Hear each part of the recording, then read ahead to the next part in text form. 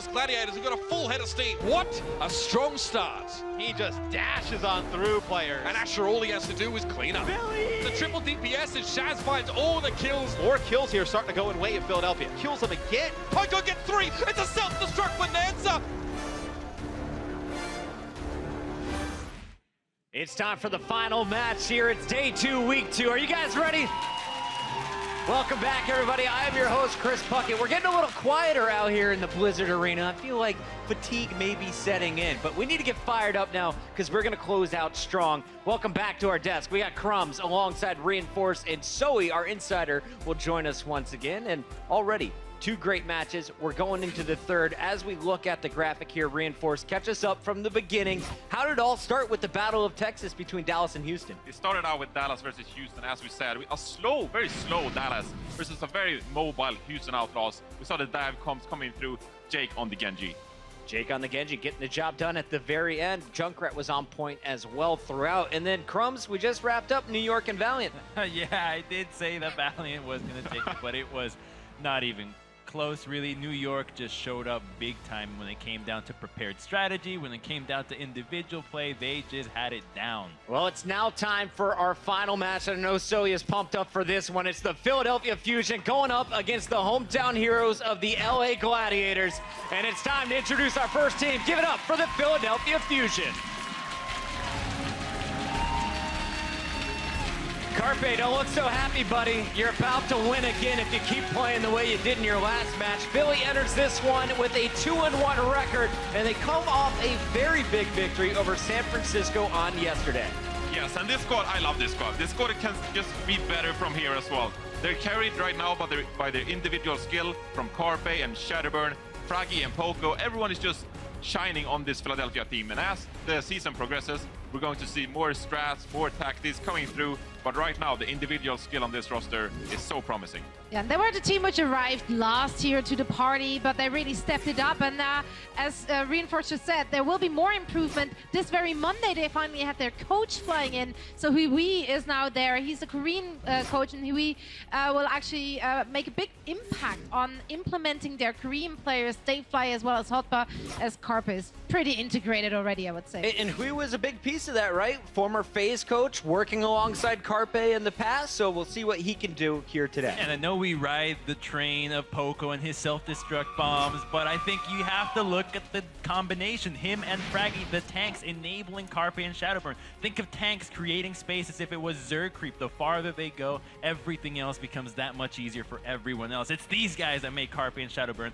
have so much room to do their thing. Keep your eyes on Poco. He's been practicing those Diva bombs, and boy, have they been effective. That is a look at the Philadelphia Fusion, but now it's time to introduce our team from Los Angeles. Give it up for the Purple Gladiators.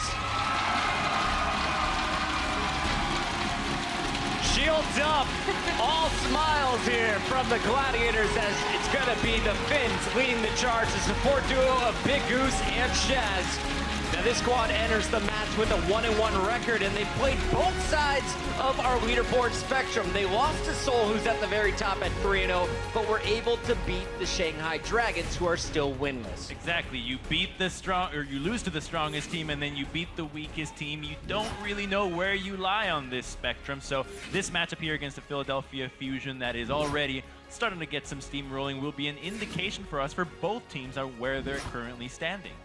Yes, and I'm looking out for the squad today. They're starting out with Bishu, and it's going to be really rough for them comparing up with versus Carpe and Shadowburn. So I'm hoping to see some Surefoot today. Maybe a triple DPS composition. We've seen them run it before. It was successful versus London.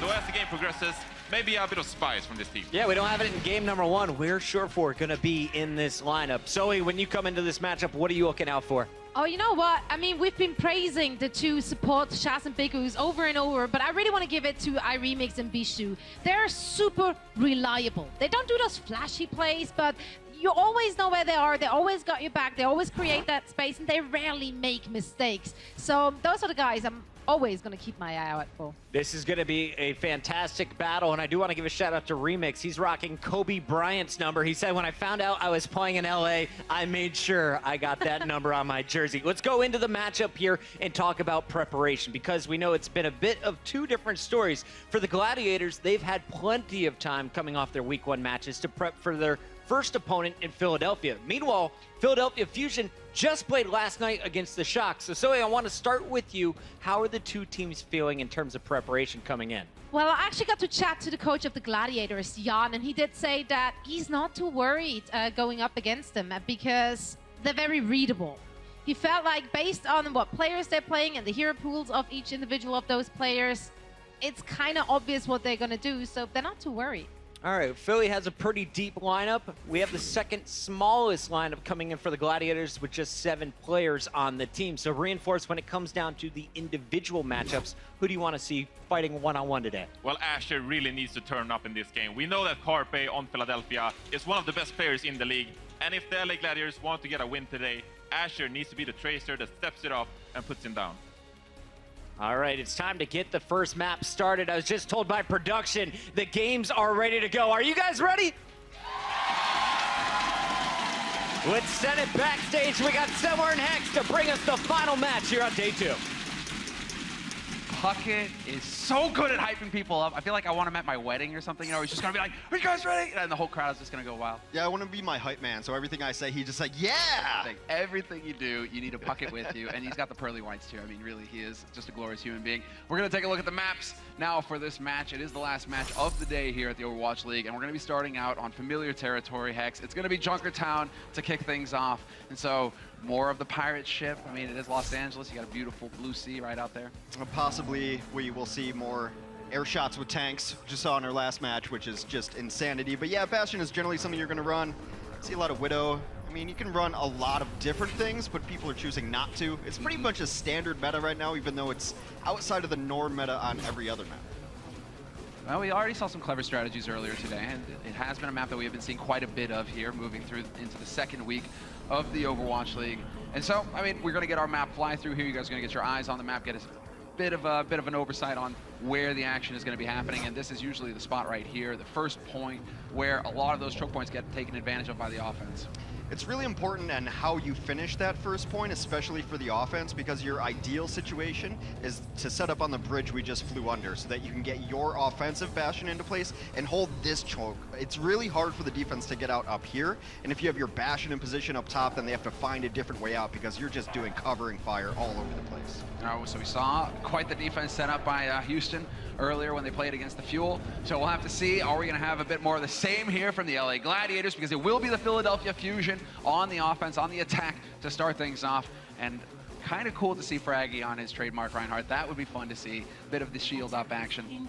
I was so impressed with his Winston throughout the last week or so as well. I think everyone knows how good his Reinhardt is, how aggressively good his Reinhardt is. I mean, this man is someone who got an Earthshatter up before the control point unlocked in Control Center at some point in time. So, as Dusk was saying, this is kind of a benchmark game for both of these teams. Both had good performances and really bad performances. For the Gladiators, a 4 against Shanghai and 0-4 against Seoul could not be two different teams. So we're going to see exactly where these teams lie. And interesting strategy here as they're trying to poke around. Some teams will lay an ambush on the defenses, and I think that's what you saw them trying to set up. Yeah, they were looking for it, and we might actually have that happening in a moment here. Poco kind of dancing around, trying to suss things out, and you do have well, his teammate Fraggy also setting it up with the halts. But already the game is up in Los Angeles Gladiators. They've been spotted, and Philadelphia Fusion have something to go off of now. Not the sneakiest of ambushes. Either Rissa comes around the corner, is like, there's no one here. They must be around that corner. Absolutely checks it out. And now they sacrificed all that good positioning that you generally get on the first bend by trying that ambush, and they never really pulled the trigger on it. Hello. Gladiators right now, you know, they just need to shake it out a little bit. Get rid of the nerves, because if they are going to stumble here, this is not the place, not the time. They need a strong start, and so it is about setting up the defense now right in front of the capture point here. Well, they're running a dive composition on the defense, so they have to find a moment when to say go. When do you actually dive in? You can't just be on roller skates getting pushed back the whole time. It seems like now is the time. Asher looking for the flank, but already you got Carpe going to work. He's landing shots. Oh no! Carpe! No grappling hook to save him, and he walks himself right off a cliff. That's definitely not what Philadelphia Fusion we're looking for. But Poco, we're going to keep an eye on him now because he has the self-destruct ready to go. Yeah, this man's self-destructs are already the things of legend. He's going to try to come in and knock more people off the edge. Speaking of off the edge, someone just went over there and got themselves back up. Self-destruct over top does find Asher, nowhere to hide. I feel like we need to keep note on this. You know, we're just going to keep score. How many self-destructs can Poco actually land a kill with? And there's one. He is so incredibly consistent. It has been a talking point just because you do actually have a specialist here when you watch Poco. He has spent so much time perfecting the self-destruct slingshot is what we'll call it. Yeah, he almost doesn't even want to show his self-destruct angles because he's the one who put in the work, doesn't want people copying his playbook necessarily, as this is Philadelphia continuing to push through. Both tanks down, now everyone's going to be late to the party. It's going to be difficult for the defense to set up in a good position here as they're already camping out that choke up top. Yeah, trying to keep the pressure up exactly. Carpe going to create that space for his team, make it more difficult for Los Angeles Gladiators to challenge, and it's not looking like the LA Gladiators are interested at all in taking this fight. You hear it right there, the sound cue that it has reached the first point. So we'll see now. We're moving to the street section, and already, at least Gladiators, they have control of the high ground. So they decided to take control of the second high ground rather than trying to come out, and I think that's a smart choice. If you come out, you're already in bad position anyway, and essentially you're feeding ults, and if you lose that fight, you're giving up half of the second point push already. So from Shadowburn's perspective, exactly, they need to try and force LA Gladiators here off of this high ground, off of this balcony. Shadowburn just chucking the nades out into the open, and we've already lost Carpe. That's a big one. It looks like Iremix was able to pancake him into the ground. Yeah, and with Carpe being out of the mix, they don't have to worry about sight lines now, so they can just set up exactly where they want. They can spam this choke, and you see them, the defense actually rotating a little bit more forward now. I like this. Poker's like, you know what? We're just going to go ahead and give up that high ground. That's all right. We'll just get on the payload where we actually need to be in the end. And so sure enough, we will have the drop by Remix, trying to create some space here, and already decides to go for the ultimate, but he's going to get pushed out into the open, trying to stay on those squishy supports. And there it is. Asher, double pulse bomb for him.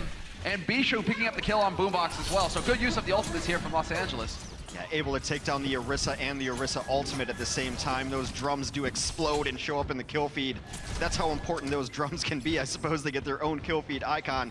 And now Poco just looking for his angle, but the onus is going to be on the dive defense. It's up to them to take the fights and initiate.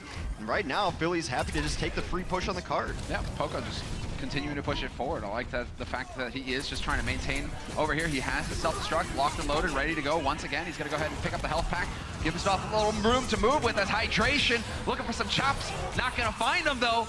He will be able to get back on top and try and help out his team, though, trying to put that pressure on. But so far, nothing for it. And Poco actually whiffs a self-destruct hex. Which is more notable than his 3Ks, which have become commonplace here. The good thing for the Gladiators is that Big Goose's Valkyrie came out way later, and that's why they're able to reinforce this defense and push them all the way back. A nice hold so far here on second by LA. Yeah, turning it around. I mean, LA, come on. We all saw what happened to the Valiant here on home turf. A little bit here on Gladiators to come up strong and actually pick up a map here in front of the home crowd. You don't want to let your fans down, that's for sure. Don't be upset just because you picked the Valiant. Called out. You know, Soon, Unko, big fan of Soon, and he is a beast. There's no getting around it, but yeah, it wasn't their day, that's for sure. Pine had something to say about that. Well, Asher, actually, there we go, was wondering when he was going to go ahead and put that pulse bomb to good use. Sure enough, the flank on Neptuno blindsides him.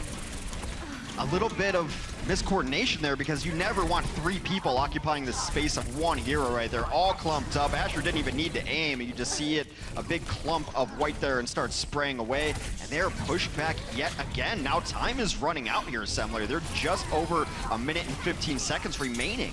He has been so quick charging up this pulse bomb, though. He's got another. Yeah, he's already got another. He just needs to wait for his blinks to reset so that he has a way in and out, basically to set up the play on the flank. Asher has been standing out. Hydration has got the Dragon Blade as well, and there we go. Sure enough, Asher decides to be surgical with his pulse bomb. Picks off Boombox to start, and this is just wasting more time. Well, Hydration's got to be a little upset with his team there. They took all of his kills that were going to get him play of the game. He had no one to even go after. Pop the blade, push them all the way back.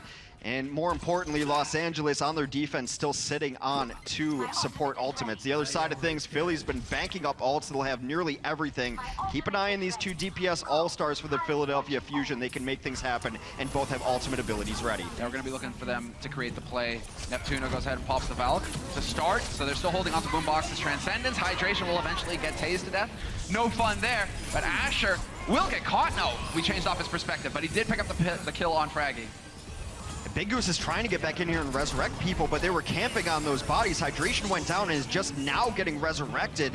Philadelphia has gotten to the much better end of this fight, and they should be able to roll through second, get a little extension on that clock. Yeah, and in the nick of time as well. We go into overtime now, and they will be able to push it forward. not going to be possible here for Los Angeles Gladiators to challenge in any meaningful way, so it's going to be about setting up that third-point defense. But with so little time now for Philadelphia, this is looking fantastic for the Gladiators to have a strong first half. It was just a positional thing right there, and in the Mercy meta right now, it is not if you die, it is where you die. And Hydration died a little bit out of position there, going for the dash as you often are as Genji. A Mercy in a dive composition has a tough job because people are dying all over the place, and you saw Big Goose simply couldn't get to Hydration in a meaningful enough time window that he has had an impact in the fight. So the onus falls on Shaz now. He does have to transcend this, and there we go. We hear the Dragon Blade getting used by Hydration. He's going to be looking to chop him to bits and pieces. Poco backing off, doesn't want to have anything to do with that. And sure enough, Hydration only going to get the one, not even. Shadowburn instead, and it's actually Philadelphia who are finding the kills right now, starting to get a little out of control until Hydration steps in and takes down Neptuno. Philadelphia has gotten both of the supports on the other side of things. Meanwhile, they will be rejoined by their Zenyatta All-Star and Boombox momentarily, so should have some more healing. Hydration down, and that is not where you want to be in a corner with an angry Winston down there. 10 kill streak from Fraggy. His Winston game has gone to the next level. Yeah, he's showing some depth here as that main tank role. You know, if you've got Reinhardt in your back pocket, you don't even need to use him, and yet you are standing out on Winston. That really gives your team, well, the tools necessary to pick up these wins and to hang in these fights. Philadelphia now, they continue to move forward. Well, they are going to have Carpe. That's why he's lurking around up here, trying to crouch so that no one can hear him. He does get spotted out, but wow! The blink and a butt to the face takes down Asher. And he's looking for the D-Mech as well, but I think Big Goose is going to be in position to help out. No, Carpe, he actually manages to pick it up in the end. And so Carpe in the back line, trying to keep that damage rolling. We do have the Transcendence used by Shaz. Shaz kind of quiet so far with the kills. It's really just going Philadelphia's way. Gladiators, they're kind of crumbling here. Their armor, it's splitting apart. Carpe has gone an absolute madman, and the nice thing is they have Shadowburn to lock these doors. The last thing you want to do is try to get out a door when there's got a man with a samurai sword. Here it comes. Yeah, perfect positioning. Target acquisition is on point. Asher is gone. Gonna come back and help out his team now to go ahead and just get the cleanup on iRemix, but he was not able to pick up Big Goose, and so Big Goose will be there with the res, will be there with the Falcon. Is that enough staying power, though? Well, the important thing is they took down Neptuno, and there goes Boombox. There is no more staying power on the side of this Philadelphia offense. They have no more heals. It has to be pure mechanics, and that is a dash that takes down both tanks before Shadowburn finally goes down. Resurrection's there. Defender's advantage means respawn advantage. Gonna need a miracle. Carpe looks for it. And Big Goose, that was a play, man. Just going for the slow res as well, right in the middle of everything. Picks up iRemix again in the nick of time. You really needed to have that tank in there to just sustain and grind down Philadelphia Fusion at the end. So Philadelphia, they'll only get the 2 points here. 2.9 points, I suppose. Okay, It's not exactly at 3. It's about as far as you can push it before you can get all the way to the end. Let's just break out the measuring tape while we're at it. I don't know, Shamler. No, luckily that it's already measured digitally because numbers and me do not get along. What always made me laugh, though, is that they went with the metric system in Overwatch. Yeah, not the freedom system. Exactly. We're right. also So used to. do you know what a meter is? How does that work? Yeah. It's like 45 feet. Is that close? Yeah, that sounds exactly it. I am, in fact, 60 feet tall. I would believe it, but my perspective on height is also a little bit off. What you may be noticing in the kill feed, if you're just looking at that, is that the Zenyatas are dying very early in these fights, and that is not the Zenyatas' faults. It's their fault because they're so good. This is a matchup about embracing tranquility. Boombox and Shaz have been some of the best Zenyatas in all of Overwatch for, I want to say, a 6-month span now. So they are definitely primary targets for the opposing team. So they're going down early. The rest of the team has to pick it up because you can't commit that many resources to trying to just protect your Zenyatta. You just have to realize they're going to get our Zen, we're going to go get theirs, and then we'll see what happens after that. You got to balance it out. I mean, Shaz is going to be a target of priority as well. Not only is he support, but I mean, we've seen highlight reels of this guy just landing orb after orb, picking up kill after kill, and so he is a serious threat when it comes to the damage side of things as well. Throughout the preseason, he was second in about every Zenyatta stat possible, and no one was overall better than him. He brings so much value to his team that if you can take Shaz out of the mix, you're going to be in a good spot. The Gladiators will take Shaz out of the mix themselves as he's going to flex onto Hanzo. This is a very standard composition out here, although no Bastion, just, well, no, last second switch. He does switch off it onto the standard dive composition of the Los Angeles Gladiators. All right, sticking to what's worked, sticking to what they're used to, but I am a bit surprised not to see a Bastion in play. Perhaps a little worried that teams are starting to get used to the strategy, trying to figure out their own anti-strats. That is a bit of a scary sight. Did you just see the Widow drifting like a leaf on the wind, floating? looking to sting. Yeah, it's more of a Hornet than a Leaf. I'm not so scared of Leaves, but Hornets, it would be more akin to Widowmaker here. So just kind of feeling each other out. A bloodless fight so far. No one really even taking all that much damage. These defenses have been pretty tentative on the first point. Big Goose isn't going to be too unhappy about this, though. He's getting pretty close to Valk very early on here. Already past the 65% mark, and Bishu just creating a bit more space here. Just going to go charging right through, but he can do that because he's D.Va. He's got the defense matrix to cover his back and allow him to get out, but unfortunately they lose iRemix in that mix, and so Gladiators, they're going to have to be a little bit patient here. Well, all the healing was going to Bishu, and Remix was kind of the man left behind there, and he gave his life for it. A very spread out here. There's a Widow battle going on the bottom side. That actually might determine who's the next aggressor. If their Widow gets the pick, you might see the defense dive in, and conversely so for the offense as well. Super risky, though. I mean, Asher just launching himself out there. If he is caught off guard, he must have an idea of where Carpe is playing from. But Carpe will have the infrared in just a moment's time. So that's going to limit Asher's opportunity here, or his options. They need to spread out these heals a little bit more, because that's the second time that Remix just went down immediately in that fight, and that has stalled it out. The last minute or so, they've been unable to push because you need your tank in there at least softening up some of these targets. The Winston actually makes Widow's job that much easier. Instead of having to hit headshots, you can just finish people with body shots. Yeah, exactly right. Got that Tesla at work. Hydration in the back line. Man, a bit too hot to handle there. Doesn't want to really get involved too much. When you're staring down 5, Reflect is cool, but it runs out eventually. Your arms get tired. Is that how that works? That is exactly, even though he's a robot, obviously. I mean, hey, robot arms still, you're tired. I just imagine Mercy running after him with like a can of oil, like, hold on, come here, you're squeaking. You're squeaking again. Great idea. Tin Man skin for Genji, please. Please make it happen. Let's acquire that IP. Oh, I mean, you got the man in question right there kind of dancing around, and it looks like they are going to commit to this, and they're going to play off a Big Goose with the Valkyrie. Hoping to find the initial kill. Asher will create some space by taking down Shadowburn. That is a lot of damage out the window, but sure enough, Neptuno is there with the res, and Poco, in the meantime, charges down iRemix. He has the self-destruct as well, so we'll keep an eye on him, see when he decides to use it, and sure enough, out in the open, going to force them back. It's a bit of a desperation self-destruct, not exactly the practice angle we're used to seeing from Poco. He just wanted a new mech, was hoping to maybe catch people out there, but that wasn't a patented Poco bomb, as it were. Boombox out in no man's land. No man is an island, and no man is going to be alive much after this. As Mercy comes in last second, though. Finally finished off. Hydration was just savoring that moment, Hex. He was taking his time. He knew that Zen wasn't going anywhere. So, if you've ever been kicked in the face by a Zen, then you know the shame that brings, and you tuck that memory away and you will take your sweet revenge. They will eventually grab first point. That's a very good first point defense. Yeah, solid. Only 3 minutes here to make it through the streets, and we saw how Philadelphia Fusion struggled to push through this portion of the map. And so it's on Gladiators now to break apart that defense as quickly as possible. Bishu showing him, his happy dance there on the payload with the mech. So they're going to want to hold high ground here, and they're going to wait for Fraggy because he has his supercharger ready. That gives everyone more damage, spreads out so that everyone is able to one-shot people. Shadowburn will be the main beneficiary, laying down so much explosive splash damage. All right. What are they going to do to be able to actually break this up? It is just going to have to be the commit. Full in jump, but there's so much damage. The Reflect, though, still doesn't stop Shadowburn from picking up the frag in the end, and Carpe is there to annihilate Bishu, D-Mac, and D-Live.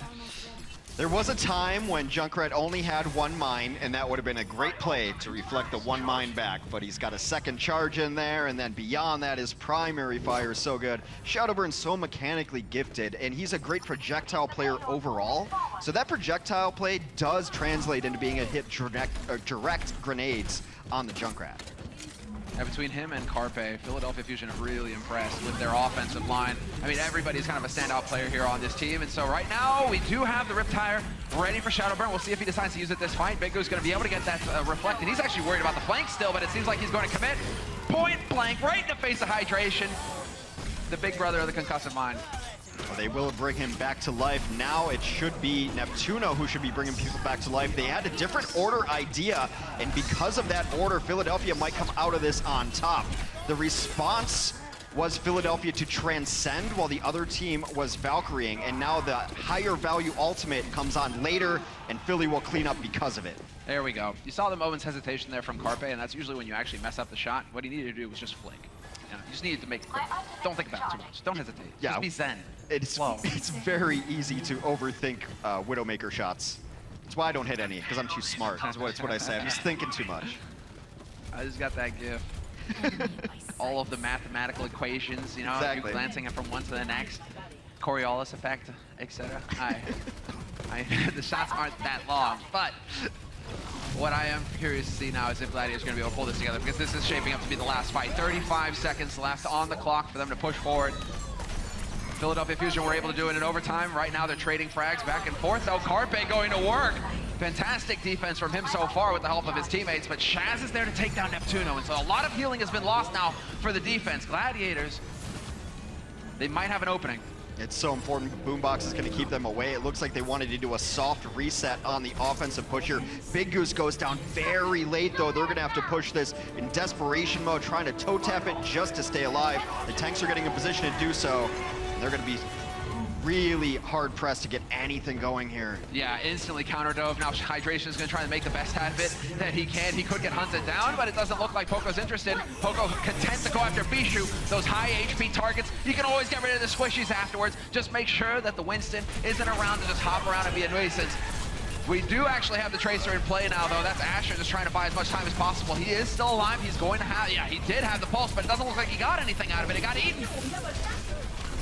Got sucked up by the Diva's future vacuum right there, eats explosives and doesn't think about anything. It's a new advancement in Roomba technology.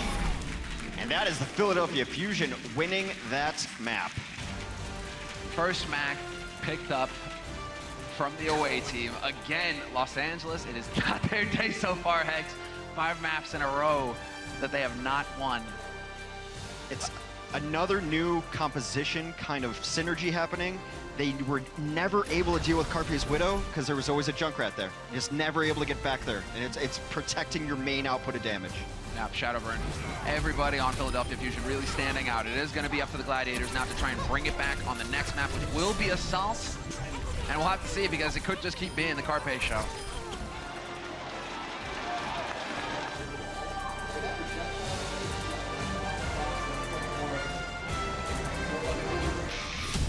The Overwatch League is brought to you by Intel and Omen by HP.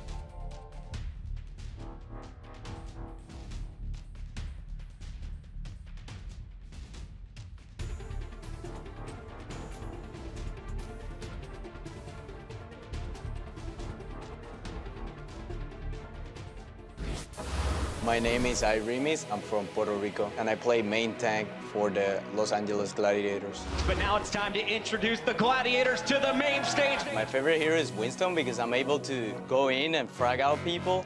With the team, I coordinate who we're gonna kill, and we just jump and instantly kill the target. So he has less healing and less mobility, and that's going to prevent him from escaping as Remix bears down upon him. Walk into the jungle. My best friend is Bishu because we've been through a lot, and we've been teammates from the past. We always try to find the small little things that will give you an advantage to win a game. Wins the series. To see the teamwork is there was way too easy there for the Gladiators. That's what a good tank player does. Well, I'm excited to face Miro because he's been like the constant known best Winston for a while. Being able to compete against him and show what I'm capable of will prove a lot. You want to know who's the best player in the league? It's basically me, but because I have the best team in the league. That's some spice right there. But is it pine spicy? I don't know. Iremix has got a lot to, if you're going to say that you're the best player in the league, Hex, you got to back it up. Pine did already. It's the Iremix. Can't just because of the name, man. Can't just be because of the name. It's really hard to stand out on Winston. As the best player in the league, you get none of the credit and all of the blame. A couple times you went in there and died early on, but that's just a healing issue. But you gotta love the confidence, man. And this team, the Gladiators, feel like they do really like each other. And I think that pays dividends as you go on through the season. We do have a substitute. That man, Shore4, will be coming in for hydration as we move on to the next map. But I think this is a smart move. Yeah, this is going to show a little bit of the depth here the Gladiators have to work with on the offensive line as well. That's really what you want to see. You want to keep your opponents guessing, and so it's going to be a question of whether Philadelphia can adjust to whatever Shore4 is going to throw at them. Anubis is going to be the next map as well. Assault, a lot of action, a lot of choke points. And so what are you thinking, Hex? Where do you think Shore4 is going to go? Well, I think you bring in Shore4 mostly because you're not exactly certain what you want to run. And Shore4 is a man of very versatile abilities. He can run darn near every hero at high levels. Hydration has a couple niche heroes that he's a little better at. I think Hydration might be the better Genji, maybe a little better Pharah, but Shore4 is probably the better Widow, and the fact that they weren't running Widow last time on Junkertown kind of hurt them because Carpe had really no competition. He was just picking people's off, no problem. So Shore4 is going to give them that consistent Widow threat, and towards the end, if they want to switch to a Reaper, one of the maps that you will see Reaper on, Shore4 can play that very well. You get to see that Junkrat in play as well, I believe, if you want to try and play around the choke points here on this map. The countdown has begun, and we will be getting into the action in just a moment's time. As we see, we're gliding towards that second point. That's obviously, where Philadelphia will want to go eventually. It does seem like the defense is rolling out. I want to see what Shore4 is on. Yeah, Shore4 will be playing Genji. The reason why you can play Genji here, even on defense, is probably for first point and to kind of shut down those narrow chokes. But I think that you still take Shore4 in this situation over Hydration because you might have to switch as you get to second point. A lot of strategies will vary as you go forward, but dive defense seems to be the order of the day for the Los Angeles Gladiators. Gladiators really just sticking to their guns. This is what we were wondering about. No Bastion, for example, on Junkertown, not really showing too much depth in the tactics, but perhaps this is really what they've focused on this week in preparation for these matches as well. Well, if it's not broke, don't fix it. I don't think they even quite know what's broke yet. Yeah, you had to play Seoul. That's not really fair. And you played Shanghai, who's in a rough spot right now. So I think even they are trying to figure out what works against these mid-level teams that we're going to have to beat to get into the playoffs. This is where it gets fun as well with the subs. You just saw that little tidbit there that Shore4 is the highest damage-dealing player so far on this map. Maybe they're like, well, we got to play Anubis, just put Shore4 onto his home turf and let him run ham. So, I mean, already, Fraggy just kind of poking, prodding, trying to figure out where the defense is set up here for Gladiators, but by now, Philadelphia should have a pretty good idea of what's coming at them. I think the Gladiators also understand that there is going to be a Widow on the field, so they're staying out of sight lines. They know they have to play defense out of where Carpe can do damage to them.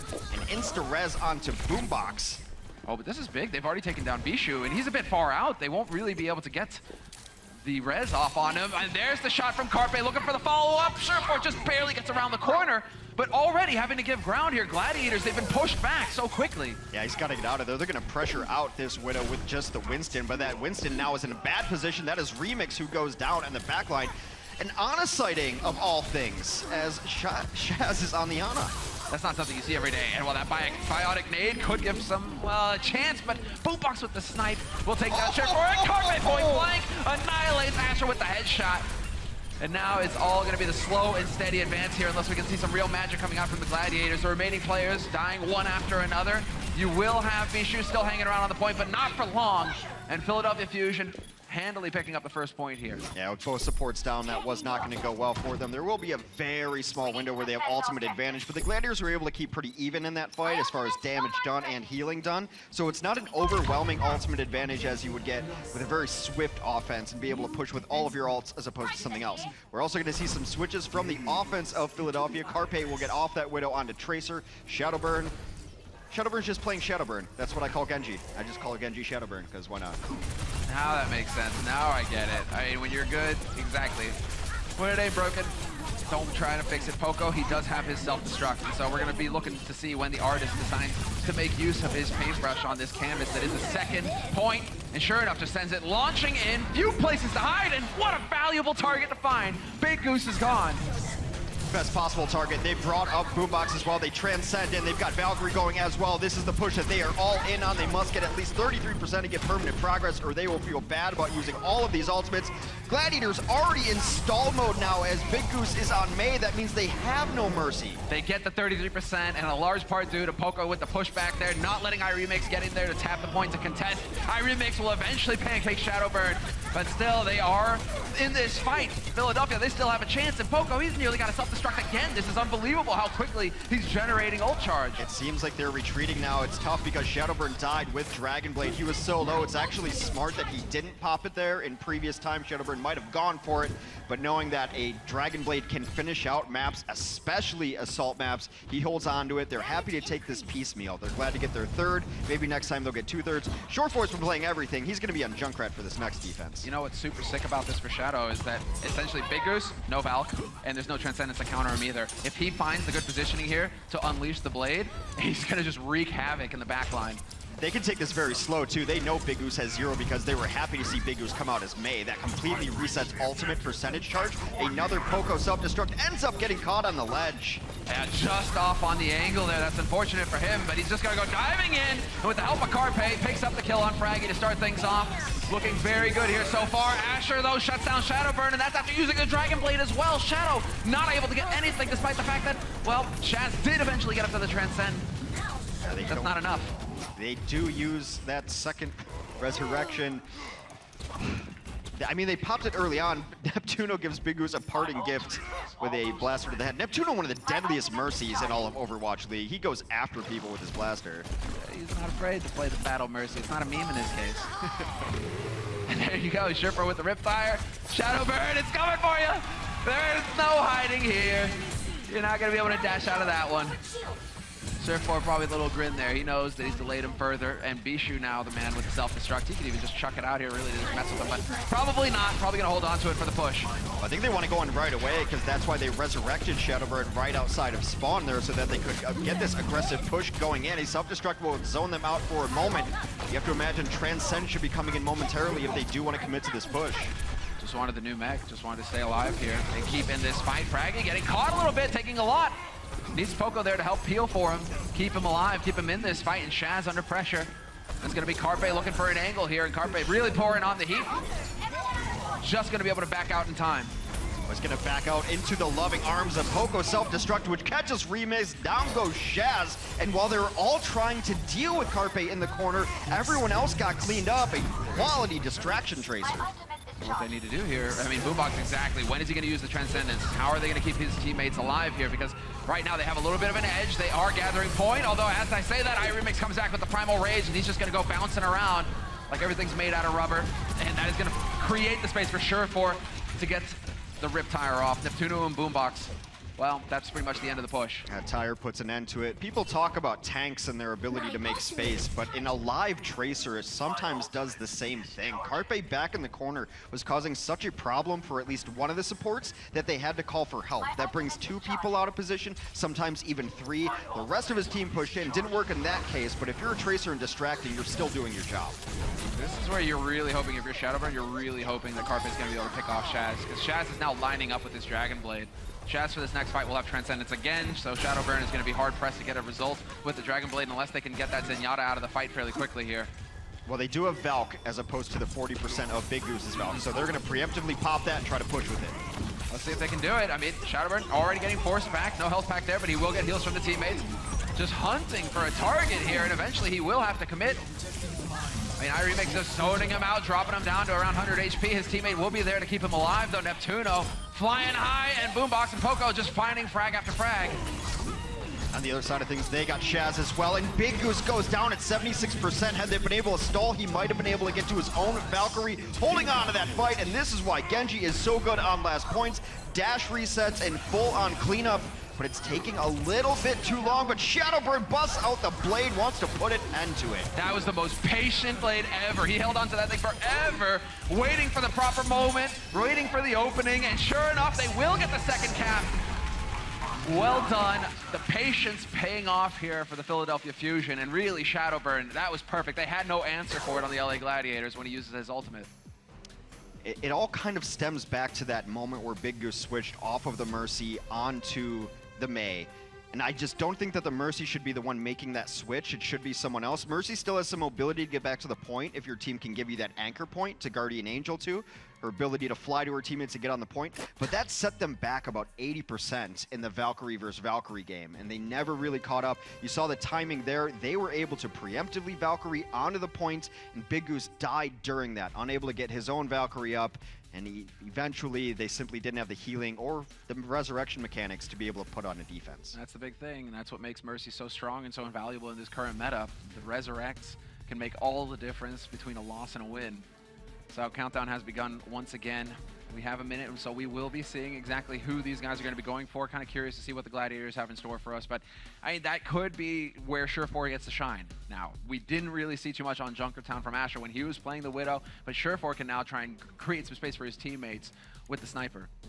Surefour is very likely the best Widow on this team. A lot of people think Asher can play it, but it didn't really look all that good on Junkertown. I think Surefour is a little bit of the better Widow. Asher definitely the better Tracer, probably a Tracer specialist on this team, which is why you bring in Surefour.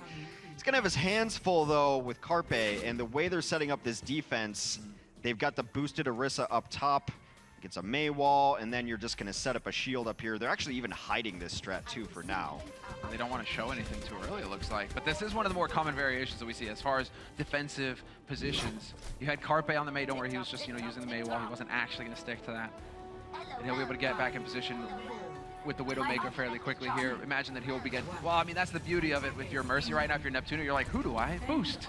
I can boost, the Junkrat, or I can boost the Widow, but people will die anyways because Carpe immediately annihilates Surefour. I think Surefour would have switched as soon as he saw this anyway. You could send both your tanks up there and try to dislodge it, but if you don't have the damage go through, yeah, exactly. You have to switch to a Genji right away. You send your Genji, your Winston, and your Diva up there, get some damage going as well. So Surefour was headed back to spawn. Carpe just gave him a quicker route. Oh, buddy, iRemix. Wow, that was a lot of damage taken, and he's still getting hammered. Carpe, free reign right now.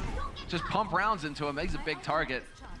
But eventually they will manage to work their way around, and you're right, that is the danger here of being so closely packed together on the defense. You have all that AoE damage coming through with the jump pack, and exactly, look at this. iRemix is diving straight in on the target. He's got Surefour there to back him up, and Bishu trying to work with him, but he gets T-Mech so quickly. And Remix has to do one of those awkward jumps where he shows his back to the Widow rather than his head, and that made him not hit that landing. Then he's got to reorientate himself and try to get some damage done as well. The Widow changes how the Winston can play. He can't dive in head first. That's why that jump looks so awkward. Exactly right. You're trying to avoid that headshot damage. And I mean, that's a feel-good moment for Carpe when you realize, hey, I don't even have to see the guy and he's trying to play around me. This is great. I'm loving it. That's what a Widow pick does. You just have to play a completely different way. You can't fight in sight lines. You can't do any of that. And they're going to clean up this fight because Big Goose is down. That's why the retreat signal is on. They will try to reset. Only 2.5 minutes left on this first point. Already a very good defense for Philadelphia. Yeah. Well played, though, by Surefour. He does hold on to the Dragon Blade. And now we've got Big Goose with the Valkyrie. But Neptuno, it's about to take over for him. Sure enough, he has his as well. And Boombox, I mean, we're just going to have all of the ultimates in this next fight. Boombox will have Trance in just a moment's time as well. So this is going to get fun here. It's going to get chaotic. We've got 2 minutes left for the Gladiators to cap this first point and start applying the pressure to the second. And here we go. Just go charging into the mix. Bishu is taking tremendous damage. And where are his teammates? Where is anybody to help him? Well, they were able to take down Carpe, but he is going to be resurrected immediately thanks to that Valkyrie. Here comes the blade finally from Surefour, gets to the back line, takes down Shadowburn. He's got more in his sights. Dodged out, though, as Carpe hits a grapple shot while getting away.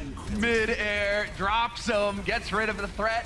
And now Shaz, while he's trying to dance in the corner, trying to stay alive here, Fraggy eventually gets picked, and it looks like they are going to start making some progress here, Los Angeles Gladiators. Asher will catch Neptuno, and that pretty much snuffs it. It's going to be Philadelphia Fusion defending from the second point, and Gladiators keeping it alive here. Some patient play there on their own Valkyrie. It was popped by the Fusion first, and that's why Shore4 held on to that blade for as long as he did. Finally got something going, and this is the versatility this man brings as well. An immediate switch into Reaper. Yeah, you called this, Hex. This is where it gets fun. You can't have that option when you've got Shore4. And so now Fraggy, Poco, you see the bead of sweat just making it. They know that this guy's got the Reaper. The Reaper is so good at dropping tanks thanks to those shotguns up close. Asher, kind of losing that duel there versus Carpe. Carpe going to be able to back off. Well, they'll go for the reset. Neither one wants to be the first one to die here in this engagement. Well, Poco at least has a chance. Fraggy is just fresh meat for the Reaper. Poco does get demaxed though, and both tanks now out of this fight for the defense. They're going to try to get a new mech for Bishu here, and he ends up picking up a kill with his self-destruct on the point. The question is, do they have enough outlast? Can they actually survive long enough? Because Shaz and Big Goose both got picked early in this fight. And so they are not getting healed right now, Los Angeles Gladiators, and it's looking like they are trying to think about, do they need to back off? No, Shaz makes it back in the nick of time. There to support his teammates, only to die horribly. Carpe and Shadowburn just blitzing them in the end. And that progress will revert, a permanent 33 on the tick. And this, again, I mentioned the switches last time might have hurt them, but they switched Big Goose onto Lucio, Shaz onto Mercy, so that they could taxi each other back. So you speed boost to Lucio, the Mercy gets there faster. They were all in on that fight, thinking they were going to be able to pull it off. The Blade stopped them, and they're going to have to stick with it for at least one life, because you're not throwing away 90% on a Mercy ultimate charge. Absolutely not, absolutely not. You need that balance for the next fight. Shore4, he's got to be a little bit careful here, but he does have his mates around him to help. So now, never mind. Boombox with the snipe volley. That is solid. Shaz going to be able to bring Shore4 right back up again. And we're going to be seeing here, when does Asher decide to commit? Exactly, there's the pulse bomb. Wants to just guarantee that D-Mech. Well, the D-Mech ends up turning into a self-destruct on the points, and so far it is still pretty slow going here, despite the Valkyrie that had gone off for Shaz. They will get another resurrection, but this Valkyrie is going to be wilting. Neptuno's now got his up, and that should be Philadelphia with a small advantage. Next couple kills could be the difference. And there it is, the pickup. Shadowburn reigns supreme on this point. The defense is impregnable. 3 minutes left, and only one tick to their names here for Gladiators. So who comes out ahead in this fight? Who's coming out ahead in this situation right now, Hex? I mean, I think as long as you're running Lucio with Big Goose, which is probably his best hero, but Shaz has to play Mercy, that Philadelphia is going to be ahead. They're kind of on off heroes right now. You want the Transcend, you want the extra damage, and it helps Shore4 a lot too to be able to discord those tanks. That way he only has to spend 2 shots instead of 5, and he doesn't have to reload or use Wraith Form to reload. We'll see if Shore4 can get a good position with Blossom. It's one of the most difficult ultimates to find a good spot for. As you can see, Boombox, he's got the Transcend as well, and so he can be the one to kind of get in there and cancel out that Blossom if it happens. Turns out he doesn't need to. Turns out he's got a guy named Carpe on his team. Although Boombox, he can chime in as well, get kills of his own. Carpe is there to take out the major threats, and Shadowburn, of course, chiming in as well. That's got to upset Shaz to get picked off by the other Zenyatta on the other team, and you don't even get to play Zenyatta right now. I think last time would have been the perfect time for the reset, but now you're pot committed yet again. You've got 70% on Valkyrie. You don't want to throw that away. Shore4 is likely going to die. Death Blossom is like a barrage in that. You are going to go in, hopefully get a lot of damage, but then you need the resurrection. They need to go in here with a Valkyrie and hope it works out. But Philadelphia's being such a better part of these fights that they're sitting on both their support ultimates. And we are running out of time here for Gladiators. When you've got ults like the Primal Rage here for Fraggy to buy even more time, it's looking fairly good here for Philadelphia Fusion on the defense. And they are up 1 map so far in this series. In the lead. And so Carpe on high, goes ahead, chucks in the pulse. It gets canceled out immediately. Quick reactions there from Bishu, making the play to keep his team in it. Shaz does have Valk up, has to pop it immediately as he was low, so that Valkyrie already out. Dueling Valks on the point means none of his deaths are really going to be permanent unless someone dies in a terrible spot. Poco the first to be rezzed. Shadowburn right now, he's just staying alive infinitely here. Will finally manage to find somebody's back, and he is getting so close to the Dragon Blade, and that could be the turn of the tide if he decides to use it here in this next fight. We did have, well, sound barrier rather, just coming up, but there it is. The Dragon Blade and the hack and slash, and he is sure enough going to be able to clear some of these guys out of here. Yeah, that's the baby diva gives him the reset he needs to get another dash. It means Bishu is completely out of this fight. No remake possible. That is only 1 kill for the defense, though. That is 2 Shaz falls again. And those small kills, huge Death Blossom, though. That's the difference maker. Surfboard coming in big in the end. And we have Poco just buying as much time as possible here. Just dancing around on the point. Shouldn't be able to last too long, but they are going to try and stagger this. There are still players alive here. Able to tap it, able to contest, and that's what it's all about. The name of the game here for Philadelphia Fusion is to run down the clock. Only 15 seconds left here for Gladiators. That means that they're not going to have a whole lot of time left to work with when we switch sides again, because eventually the Gladiators will succeed. They have to. They're getting kill after kill. This is the reason you pick Reaper here, as for his closeout potential on the map. Once you get the advantage, he kills targets quickly. Big bodies unable to stall. Even those tanks will wilt to the Death Blossom as well. That's why you make that pick, and very tight here time bank wise. All right, so now we're going to go ahead and have a listen in on the comms here from Philadelphia. See exactly, I mean, we got that from Fuel earlier, so it's fun to start comparing some of the teams, see who's stronger in that department. Diva. Many. That time. Get out. Right side there. Army. Beep. He's still playing after. Help over. Brace on me. Help. All point. Passer. Winston Discord. I'm gonna transport soon. Listen. There's a one. Nice. Brace Discord. Winston. Yeah. Nice. It's really good. As far as I'm concerned, that was actually much cleaner than what we heard from Fuel earlier in terms of comms. That was. It seemed like the playmakers were actually the ones calling the shots. That's what I've always found interesting about comms and esports, is that no one says anything once, ever. It's, you know, you got GG, it stands for good game, but even like, you know, going back to StarCraft, you never said okay, it's always KK. And every call is Diva, Discord. I mean, maybe it's confusing. Is like every TeamSpeak server just an echo chamber, actually? Is that what you're saying? Apparently. The in-game comms, it's just built in. I think it's part of the frantic nature that you want to express it so much that you have to say it twice. Yeah, I mean, that is the main thing, especially in a game like Overwatch where everything is so tense, the energy is so high, you are really just zoned in. If someone misses one of your calls, that could be the difference between winning a map and losing a map. I've seen it happen before by the finest of margins. And so now it will be Philadelphia. 50 seconds left to get any kind of progress at all on this first point. They have to make the magic happen, and Carpe once again drops the support this time. Shaz is gone already, but Big Goose will be there. That's one of the Resurrects gone and dead, and never mind, now we lose Big Goose. Carpe right now just mopping up the back line. It's an old tactic to injure someone and then kill the person that goes to help them, and that's exactly what Carpe did there. It's how he's picking apart these supports, and this is the Philadelphia Fusion waltzing onto the points. Boombox with a style headshot onto short for her. Los Angeles needs a miracle here. I don't think they're gonna find it. They're running out of time. Bishu desperate right now. And he is not gonna be alive much longer. He will get cleaned up eventually. There, that did buy just enough time. Well, for Asher to get back into it, but it's not gonna be good enough. Philadelphia Fusion will be picking up. Map number 2. There we have it, okay. That last stall out on the Fusion defense allowed them the chance to take that map, because once you get it under that minute and they have no time left, if you have a minute left, you get to push, you get a second shot at it. So they will get the second shot on the offense. The best the Gladiators could have hoped for there was a draw, but Point A Anubis, one of the hardest points in all of Overwatch to defend. Exactly. It's not like Nimbani where you can get those hard locks, where you can really get the defense going solid. We saw Poco, he has been making plays, wondering if perhaps, you know, he's feeling a little bit of pressure here with the self-destructs. He's still picking up kills, but it's not the big plays that we've expected.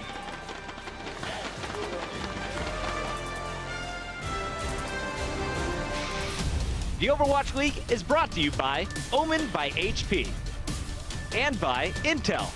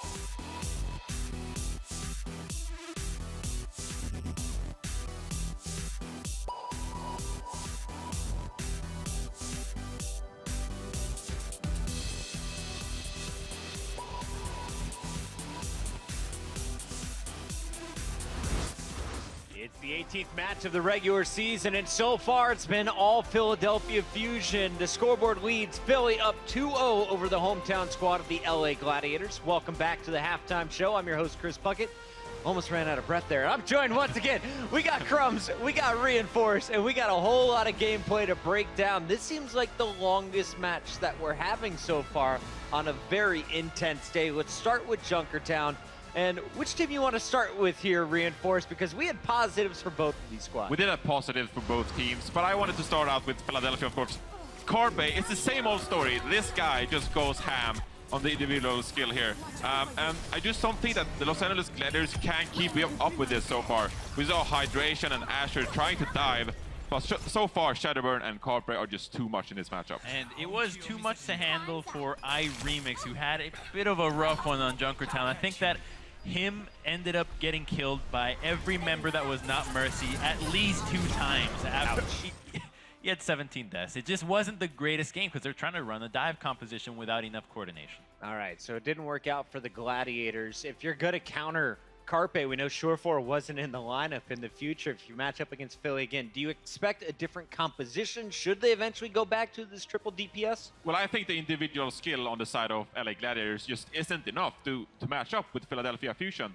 Because Philadelphia, they play the game so fast, so they really can't keep up. And so the best advice I have for Los Angeles Gladiators is maybe even going against the meta, maybe pulling out a triple DPS composition, because that allows you to play so fast and you have multiple threats all over the place. And that's really the only way I can see Los Angeles Gladiators maybe have a chance to keep up with Carpe. Don't try and play the same meta as Philly if you're the Gladiators. That's my note I took away from game number 1. Let's move it on to Anubis here. And this was, once again, pretty good. Back and forth. You saw some strong points from both teams.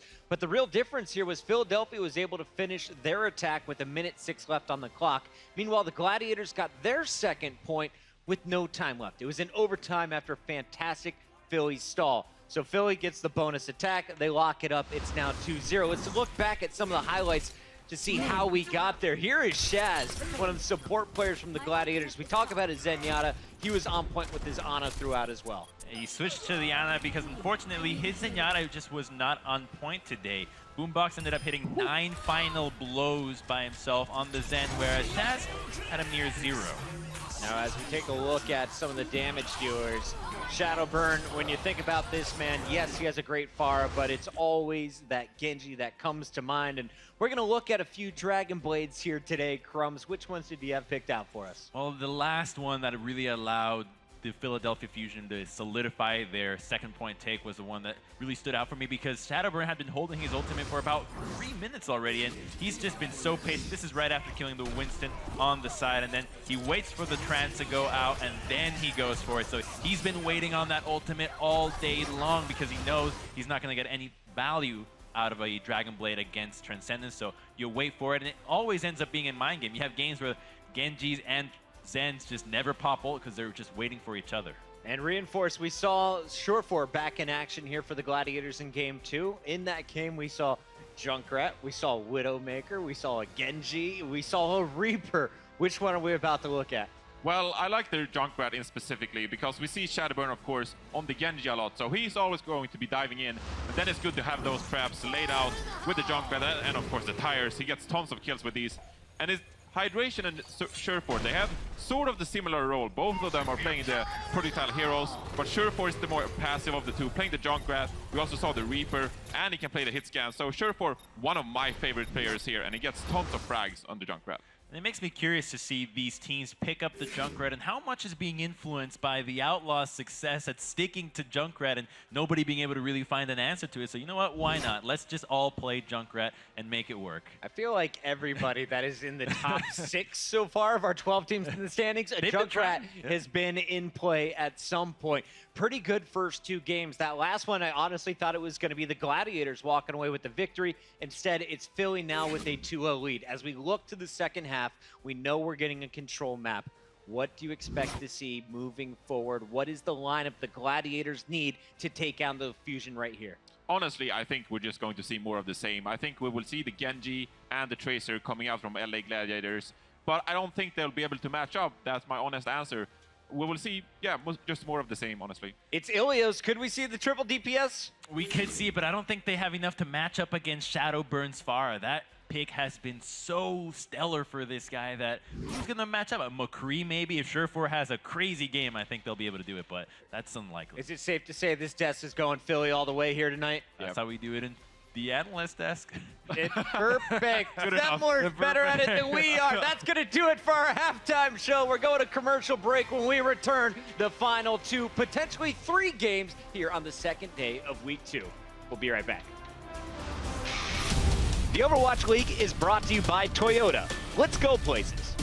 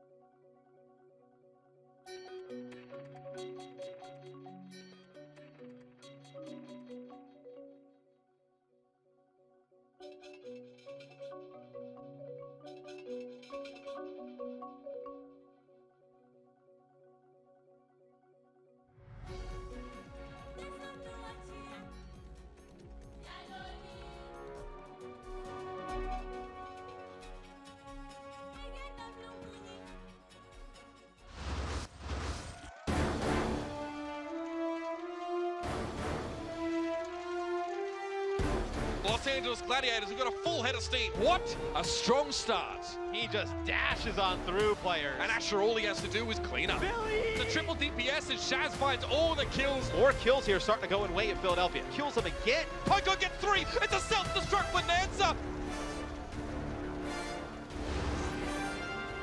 All right, welcome back from the break, everybody. It has been a bit of a rough day for Los Angeles. Both teams, they're 0-6 right now. They need to turn it around. And, well, going into the second half of these matches, we have 2 maps left in this series, and it's up to the Gladiators to turn it around here, Hex. They got to find something, and it's very difficult. Philly's been such a scrappy team that teams weren't really expecting much out of. They had logistic issues getting in, trying to figure out what was going to go on with their team. But like their, other sports counterpart brothers from the city of brotherly love, they're always the underdog, and they always pull it out. Let's go Eagles. Let's go. Yeah, just throw that in there. Sorry, Okay. had to. We've got a sub that we have to talk about a little bit. It is going to be hydration, filling Surefour's shoes. If you're watching during the ad break, I mean, you saw some of the stats that Surefour was able to pump out there with the Reaper. I mean, he had an impact, and the desk were definitely talking about him. This makes me believe that they're going to try to run their own Pharah Mercy versus Shadowburn's Pharah Mercy, if either team run it at all. Because if you were going to try to counter it with a McCree, you'd have to imagine that would be Surefour. If you're going to try to counter it with a Widowmaker, you'd have to imagine that would be Surefour. Now, Hydration is a very capable Pharah, but Shadowburn has dunked on very capable Pharahs before. I mean, there's got to be some hope here. There's got to be something that we can say, you know, where the Gladiators, right, you know, they've got a chance to shine. I mean, they still have that backline in Big Goose and Shaz, who have definitely been making the impact plays. Well, it's a map that you can see more Lucio on. Of course, the Pit of Death is where Lucio likes to put people into, and Big Goose is a top-tier Lucio. It's his best hero, I think, by a mile. Very good at it. He's a very capable Mercy, but I think if he had his druthers, he would be playing Lucio on every map. This is going to be the question, though, because, I mean, we saw a little bit of Shaz, you know, with that Mercy play towards the end there of Anubis, and it did look a little shaky at time to time, where he may have been, you know, not quite as comfortable. He isn't quite getting as much time on the heroes. So do you think that that could hold them back if they do decide to go for the Lucio play? I mean, it may. You could. There's this option, and I used to call it the European combo, because in Europe... And now I'm curious. Yeah, they got the metric system over there. All right, so tell me. In Europe, when Pharah became very popular, they still didn't want to run Mercy. This is before Mercy became very, very good. So they would run a Zenyatta with the Pharah, and she just constantly had the orb. Right. So it was like a European variant. Of course, you have to play a little more passive, but then you still have all the healing on the Pharah, and you still have all the DPS from the Discord on the ground as well. Now, it's kind of come out of style, but that is an option if they need to try something, because you're already down 2-0. Yeah, now is really when you need to start pulling rabbits out of the hat by the dozen. You need to find something that's going to work here versus Philadelphia, because it really has been, you know, this dominant performance coming in from Carpe and Shadowburn. Neither of those DPS are sleeping right now. In fact, they just keep coming up with the plays. And, well, we are going to have Shadowburn on the Pharah, and we'll see if he's, you know, if he's got his basketball shoes on, you know, if he's going to get ready to dunk.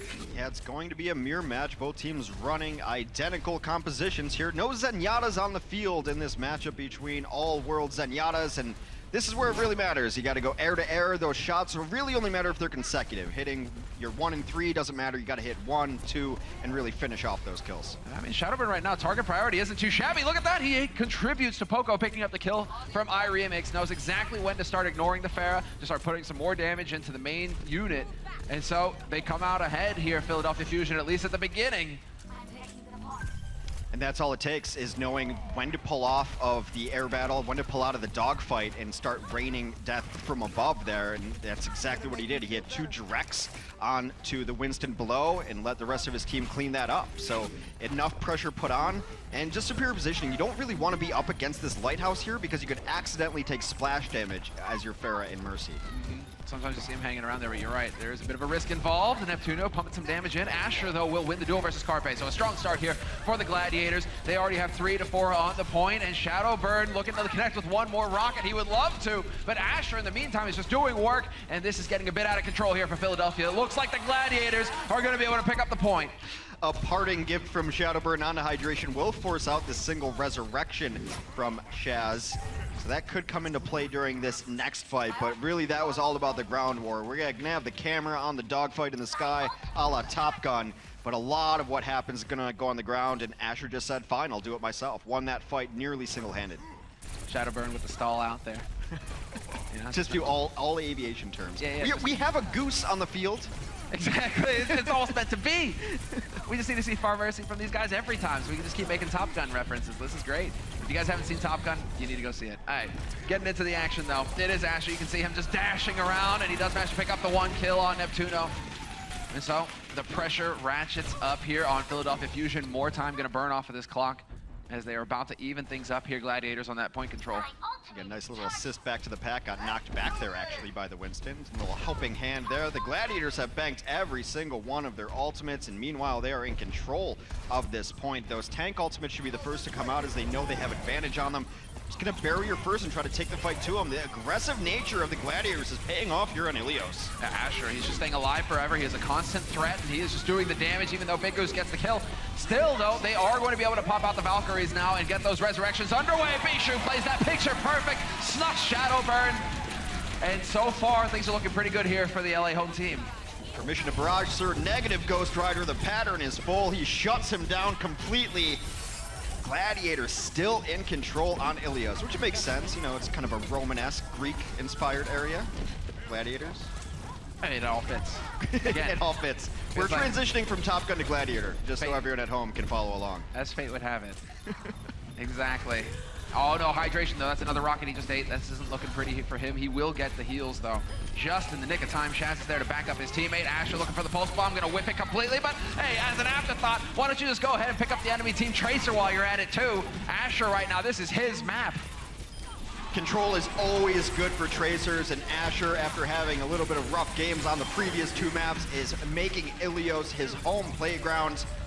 They have had no good answer for him. He's fighting in such an intelligent way. He's never eating rockets. He's never out in the open. In fact, he's everywhere at once. Neptuno's gone again.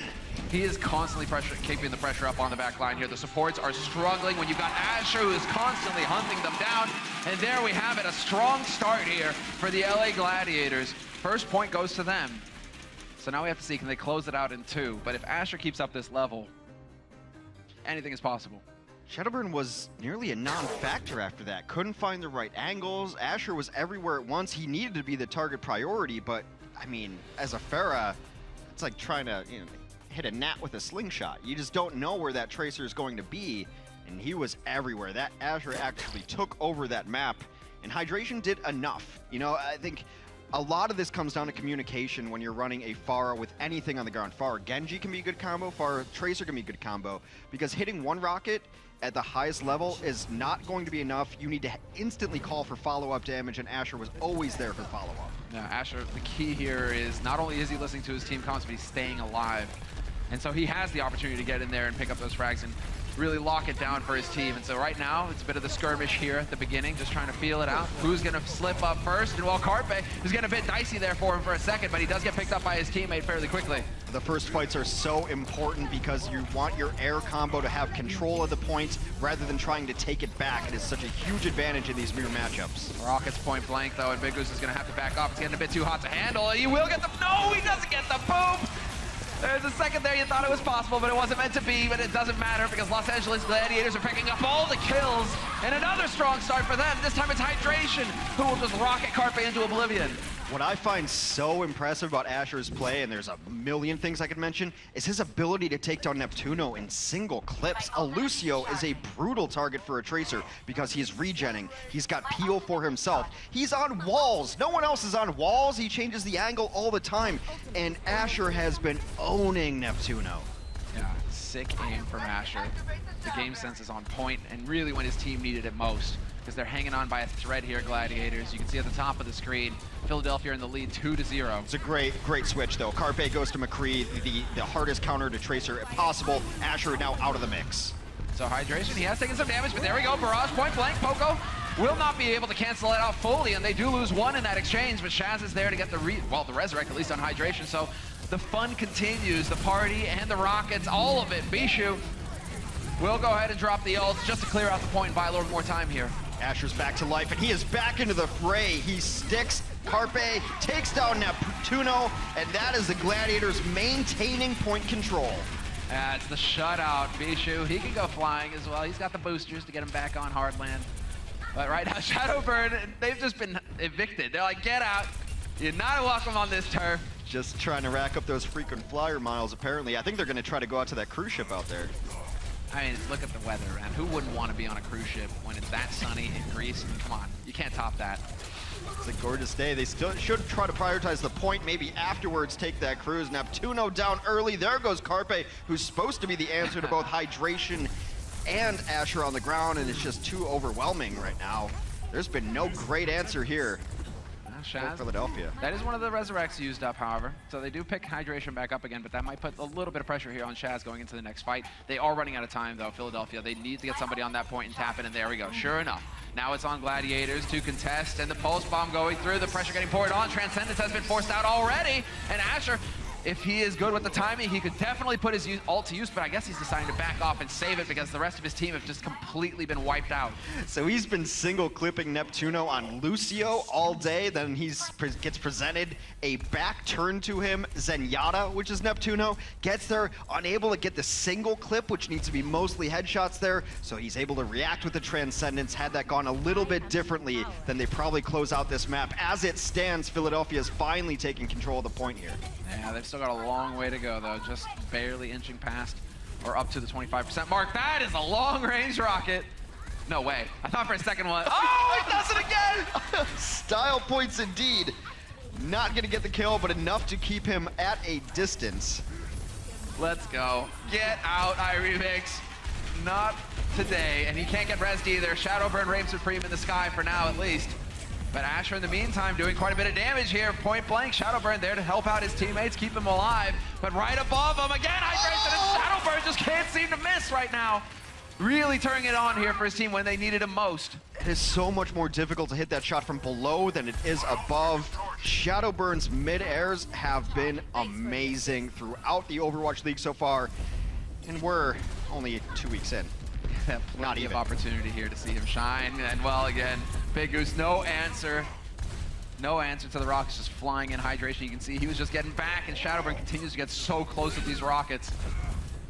Right now, I mean, this is getting a little dicey here. This is where you start to get a little worried if you're Gladiators. You're running out of room to maneuver. You can just see how hard it is to take it back once you've lost control of the point. The map simply tilts into that direction, and it's so hard to reinitialize going into an established Pharah and Mercy. They're going to have all the angles covered as far as the ground war goes, so you're taking so much damage just trying to get in.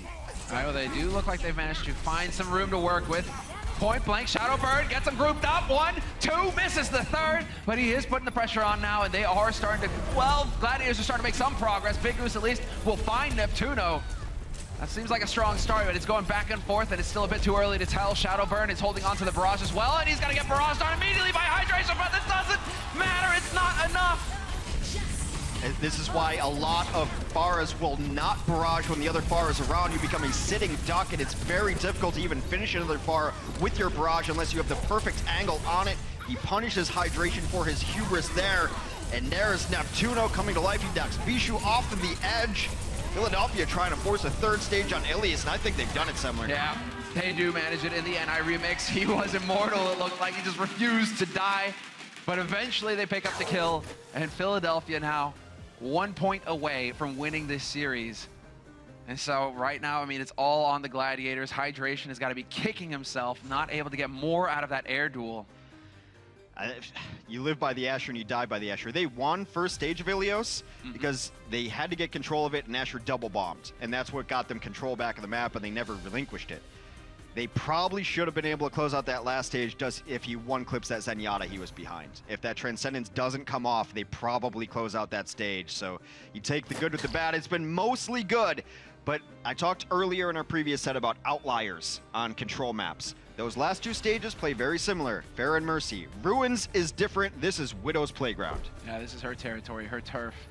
But we did see a bit of a sketchy performance on Widow from Asher earlier. We're going to see if he gets a little bit more comfortable here because he's got one hell of a target that he has to try and hunt down. It's going to be Carpe on the Widow for Philadelphia Fusion. And Carpe, well, this time around, Asher is on point. He wins that fight, but never mind! That's unreal! Carpe is like a magician just appearing out of nowhere. The disrespect to fling yourself into the air at another Widow, knowing you're hitting your shot and you don't care because you don't think they're going to hit theirs. Absolutely unreal. However, for all that glitz and glamour, the rest of his team is dead. Carpe is getting the style points, but the others right now, they need to figure something out because there are style points and there are control points, and only one of them happens to matter in Overwatch League. Boom. Yeah. Asher's got to be feeling good about that he can count on his team to pull him through there. And so they do continue to climb on the percentage here for the Gladiators. Now it's all on Philadelphia Fusion. Shadowburn has picked up his pulse bomb though, so we'll see when he decides to get into the fight with that one. Asher will have the infrared, although as I say that, Carpe again wins the duel versus Asher, but Hydration is there to drop Shadowburn. That's a big kill. Hydration, known for his excellent Roadhog play as well. So many of the players in the Overwatch League can flex onto this hero and make a huge impact. Meanwhile, while this is going on, Poco did get a self-destruct and took down the opposing Mercy. So the window of opportunity might be open. Can he fly off of the edge? Roasted back on. He's still up in it. He's still alive. What is this fight? This is obscene. This is unreal. It never ends. Hydration gets the snipe on Neptuno, and yet he gets taken out by Frag in the end. That forces the Transcendence out of Boombox, desperate to keep his teammates alive. And now Asher is there to win the fight versus Carpe. Los Angeles, they're picking up steam. The value out of the Valkyries, the big difference there, as Neptuno went down early, unable to resurrect. Big Goose still had his going, and it is not only resurrection, which we talk about hand in hand with Valkyrie, it is the spread healing, it is the ultimate mobility of the Mercy. It is the most powerful ult in all of Overwatch right now. Don't forget the damage boost. There is a The damage chain boost damage option, boost. yeah. That What I is want to see, unreal. I really want to see this, a Transcend and then a damage boost Valkyrie over top. It's like the ultimate weapon. Yet to really see it. That's the wombo combo. That's the killing machine at its finest.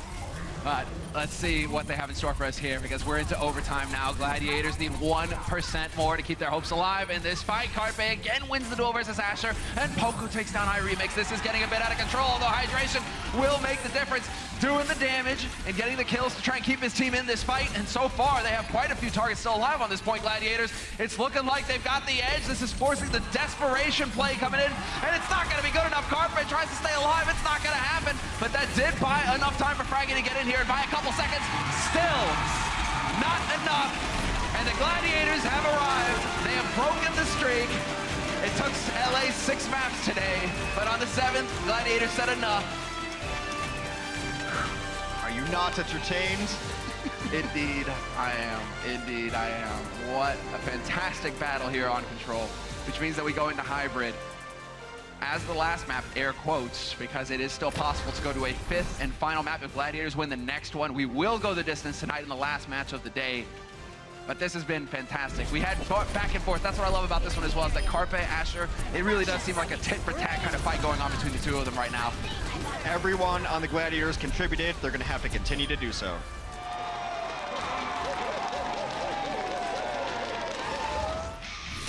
The Overwatch League is brought to you by Omen by HP and by Intel.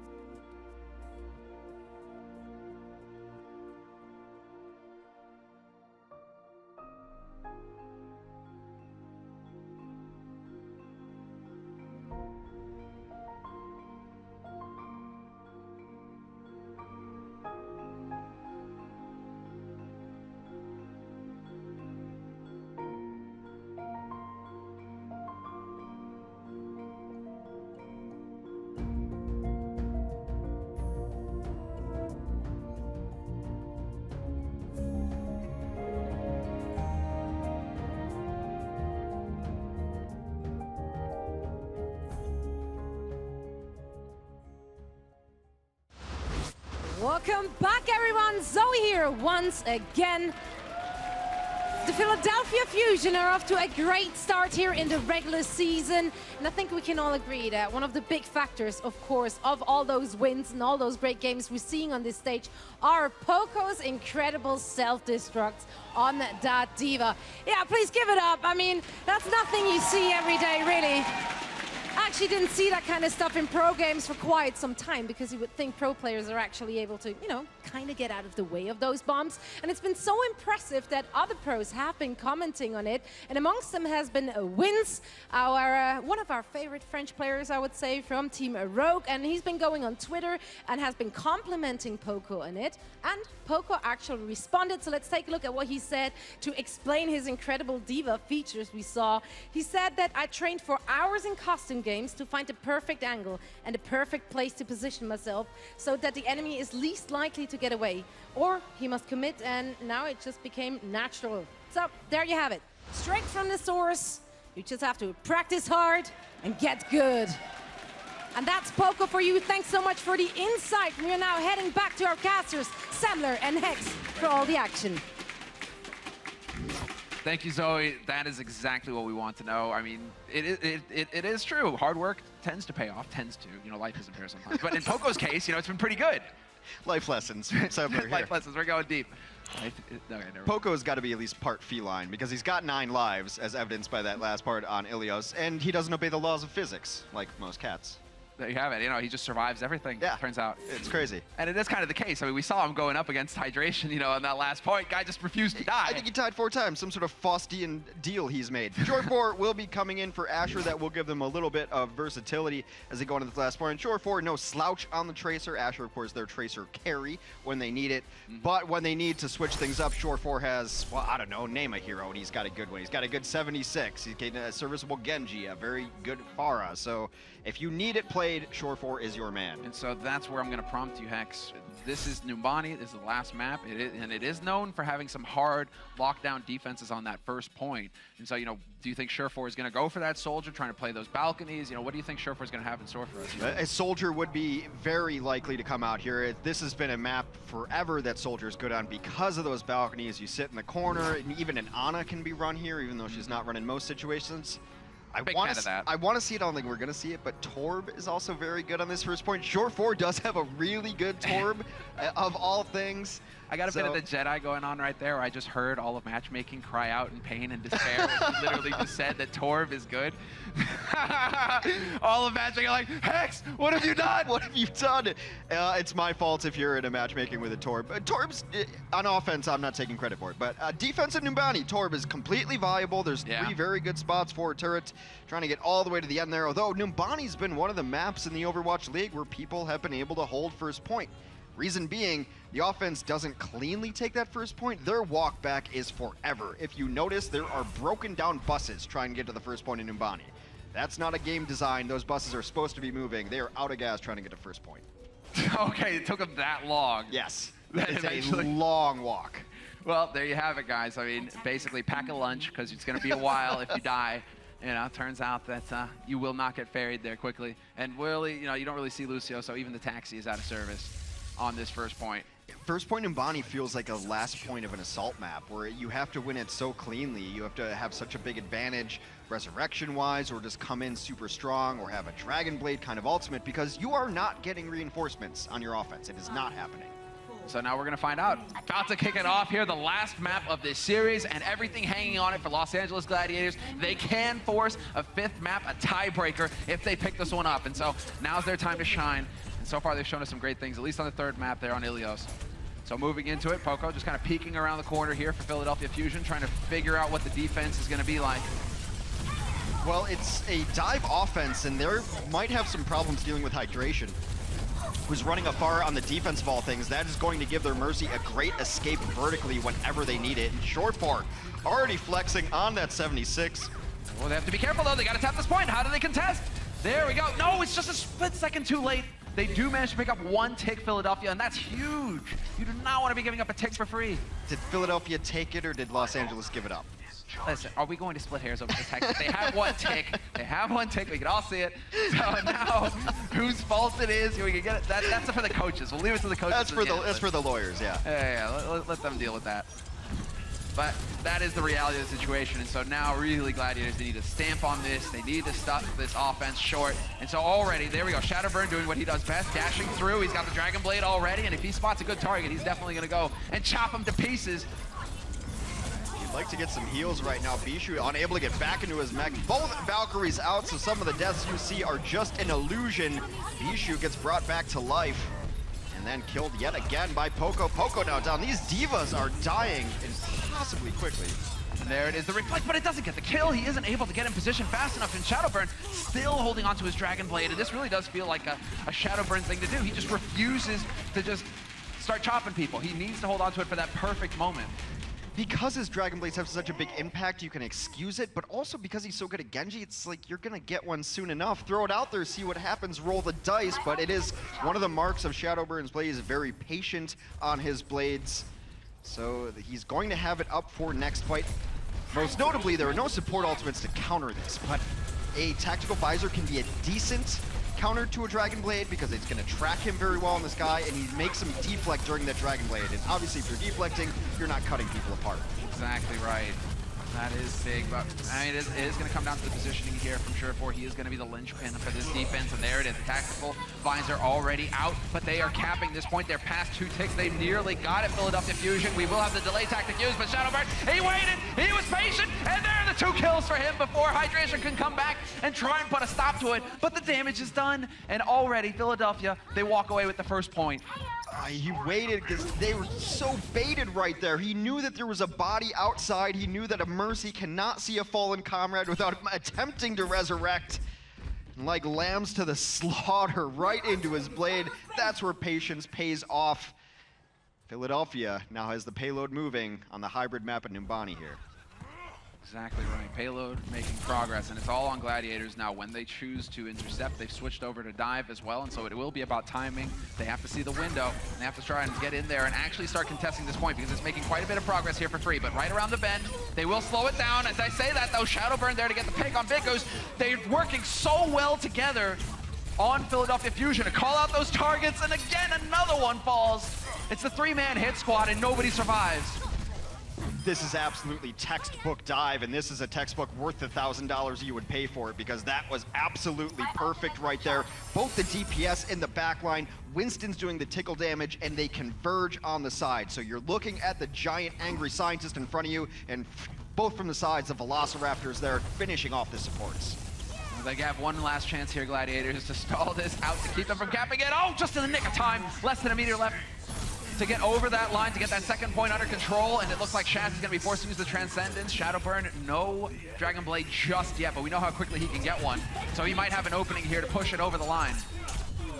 Boombox does find himself in an unfortunate situation. The backline and Hydration probably stalled this out just enough for his team as both of the supports go down. That is usually fight ending. Time for a reset.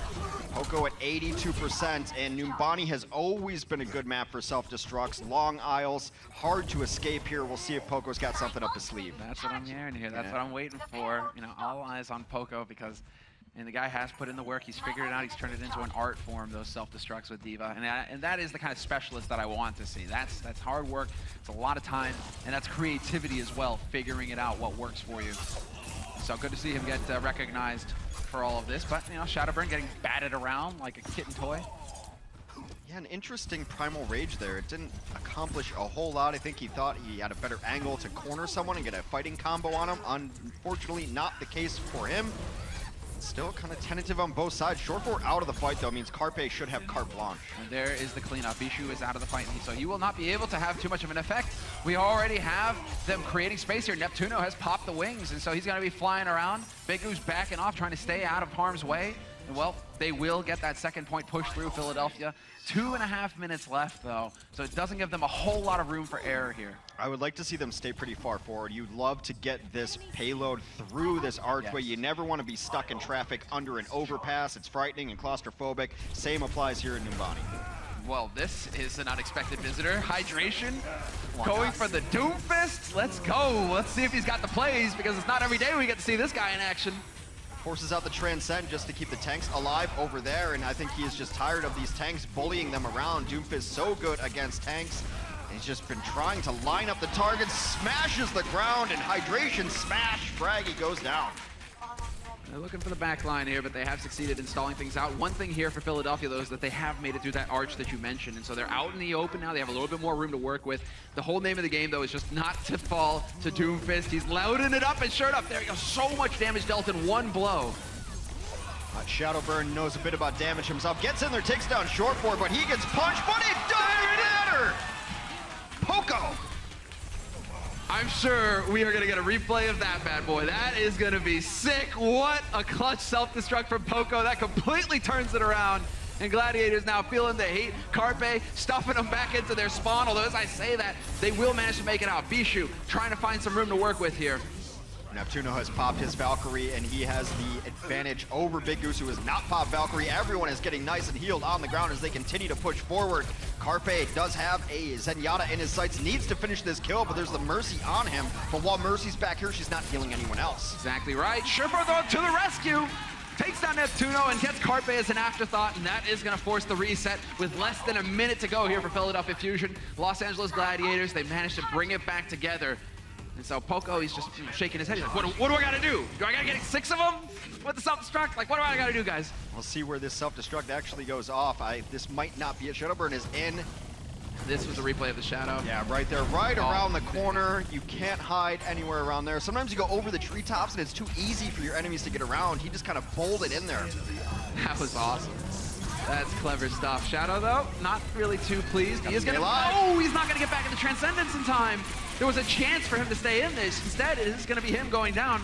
And Carpe still alive, but they're running out of time here. We're approaching the 10-second mark, and that's gonna kick it over into overtime. And so now the name of the game is staying alive here for Philadelphia Fusion, and this is one of the harder points to do that because that spawn for Los Angeles Gladiators is just 2 feet away. Can they get out in time to keep buying the time? Yes, they can, just in the nick. Poco had another self-destruct there. Fraggy also Primal Rage. They just wanted to buy enough time for Shadowburn to get back here because he's got his blade and it is out. Already hacking and slashing. He's got to be careful about dying, but it doesn't matter. He manages to get the pick on Hydration. The reses come through, though, in Los Angeles Gladiators. It looks like they will be able to hold. It's Poco hanging in there to the last possible second, but he will eventually go down, and they are doing a good job of staggering here. Carpe waiting his turn. He will get the recall. He should be able to dash back in, and yes, again, he manages to do it, but the wick burns faster and faster the longer it stays in overtime, and eventually, the Gladiators will hold. No third-point pickup there for Philadelphia Fusion. Fight just took a little bit too long enough for Big Goose to get his Valkyrie up towards the end, and when you're a team without Valk and you have to try to reinforce on your offensive spawns into Valkyrie, not gonna work out, so the win condition now simple for the Gladiators. Push the payload all the way to the museum. Now I'm wondering, since Doomfist's, fist is no longer getting, his mechanical fist, right? That's what was on the payload before. Now we just see like this empty container. What's in the box, man? What's in the box? See, I think after you sell 30 million copies, the payload itself becomes valuable enough to go to the museum. So that's what they're delivering. Fair enough. I mean, that is exactly what's up. I mean, it's fantastic to see the growth of Overwatch over the years. It has been truly taking off. And well, these guys, some of the very best in the planet at playing this game. Glad to have them here on the stage. Glad to have these fans in the stadium with us here today. That's what it's about, repping Los Angeles Gladiators here to support, and I'm sure there's some Philly fans in the crowd as well. But it is a joy to have this LAN atmosphere for the league. Everybody here together to enjoy it together. Thundersticks. I voted for Vuvuzelas. I was vetoed. Dude, like a soul hex, do you have one? I mean, Vuvuzelas? I'm kind of an agent of chaos, and it would have been funny for 5 minutes. Yeah, and then you would have got murdered by Mama Rosa. Exactly. All right, we got the Doomfist in play here from Carpe. You know what? Carpe was like, you want to use it on the second point? Guess what? I'm just going to use it on the first. And this isn't too shabby. When they try and come around that corner, if there's a big angry Doomfist charging his fist on the other side, it isn't going to be pretty. Yeah, you can shut down those stairs. Doomfist was very often used against very tank-heavy compositions, especially a Reinhardt, because he goes through shields. He can punch through shields. That is the power of the fist there. Although the natural counter to a Doomfist is a Pharah, which Hydration is rolling out with right now. What a call. And if this is a read, if they got some kind of information here going into it, I mean, these teams, they do scrim against each other, but I would be surprised if this is something that Philadelphia Fusion would want to give away, if Carpe would want to give away. But I'm pretty sure that Hydration, you're right, he's going to be feeling, you know, fairly satisfied when he spots out the Doomfist and knows that he has a bit of an edge here in this fight. There's absolutely no one who can deal with Hydration right now, and as long as he stays pretty vertical, he's going to have free reign of the sky. At some point, maybe Shadowburn can get up and pressure him. It's largely going to be up to Poco just to get in his face and make him uncomfortable, because he can't just sit there and do what he wants. That is a recipe for disaster. Eventually, Farah will you down. Yeah, and this is where the pressure really starts to mount. Now it's all on Ana to keep them alive. Boom, Later. go! Later. Get out! You done? Short forward with the kill steal, but it was Hydration with the boop off the edge. Knocked the Doomfist away. I would be pretty surprised Carpe stays on this, knowing the opposition. Yep, he will switch to that Tracer. Still not the best answer to a Farah, and you can't imagine Hydration's going to be switching anytime soon. What a great knockback from Hydration as well, denying the contest, not letting him get their say. And so now the payload begins its slow progress towards the museum, and we'll see where Philadelphia Fusion decide to pick their fight. Shadowburn getting close to that Dragon Blade, but of course it may be a few minutes before we see it, you know, given that's how Shadowburn likes to play. This is what I was wondering. I mean, for those of you who are wondering, right, but they have Boombox, right? They have the Ana, that can deal with the Pharah too, right? No. That's not how it works, because Ana really needs to focus on keeping her teammates alive, unless there are moments like this where, okay, no teammates to heal, fine, I'll take a few pot shots at her. Not only that, and yes, you did get a damage buff recently, but the rate of fire simply isn't there to deal with a Pharah who's got a Mercy in her pocket. You don't have the burst damage. You need a Widow, you need a McCree, and oftentimes you need a Discord Orb in combination with those heroes. This is sick. They are doing a fantastic job of just whittling down this defense right now. These Gladiators, pitchforks in hand, are just charging forward. Shadowburn's going to try to go anti-air Pharah. He must. That has to be the intent of this next blade. Another good option, though, is a self-destruct. If you can find them out in the open, you see it often utilized on Oasis and areas like that to deal with a Pharah Mercy. We'll see if they can find it here, but so far, Hydration is living the high life. Yeah, Poco just needs to be aware, exactly, of all times where Hydration is playing from. Make sure that he has no easy out, easy way to get out of it. Barrage that. That's so close, and there it is. Shadowburn will be the one to pick up the kill on Hydration. The terror in the sky has been snuffed, and it's Surefour now dancing around, trying to avoid Carpe. He needs to stay alive on this one, and eventually, well, he will get dead, but doesn't matter. The damage is there for Gladiators, and they are winning this fight. They are right on the edge of picking up this second point. Yeah, they got most of it down now to just stall out onto the point to try to keep it alive, but with Neptuno falling and Poco demeched, Hydration. Justice does reign from above indeed when you're Hydration, and he got that going for him. We'll see if he sticks on this far. It's not a traditional hero you run, especially in this area, but again, if they can get it through towards that Lettuce area, it's okay. Hydration opts to go with a Cyber Ninja instead, and will be moving over to Genji, but his damage is done. Surefour looking for the attack visor flank. Tactical visor flank. The tactical flank attack, visor. Flak, attack, it's all the same. I mean, it works because he was looking for it, but instead decides to take the fight back to the payload. This is usually Soldier's stomping ground, but he is going to eventually set it up, and he's looking for the squishies, but little does he know, they were waiting for him. Carpe, that's not going to save him, though. Great communication. Remix is there to capitalize on the damage that Surefour does. Surefour just barely able to get out in time, and he should be able to get topped up by his healers as well. Another fight for the Gladiators, although Shadowburn has something to say about that. He does take out Hydration in the mix. Neptuno needs to stay alive for this next fight because he's going to have Valkyrie up. They would, of course, like to win this fight without having to use Valkyrie. Self-destruct will buy them a little bit of time to set up on defense, but the Gladiators only meters away from sending us to a map number 5. What a remarkable job here from Poco, just taking so long to get back into his mech, was able to contest the point, keep his team in the fight, but right now it's not sure if it's going to make any difference as the Gladiators carry forward. Hydration, hacking and slashing, and there you go, Shadowburn, smoke that! It's over. They should be able to push this forward now, Gladiators. This is looking like we're going to go to a 5th map, Hex. We're going the distance. The Gladiators, they fought back in the end.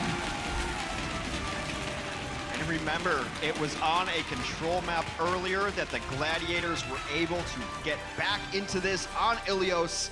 And our 5th map in our first stage is Lijiang Tower. Oh, buddy. We don't get to see that one too often either. So this is going to get fun. But right, what a remarkable fight to see the reverse sweep possibly come in here for Gladiators. That would be a statement, especially going into this match when we weren't quite sure where either of these teams stood when it came to the middle of the pack.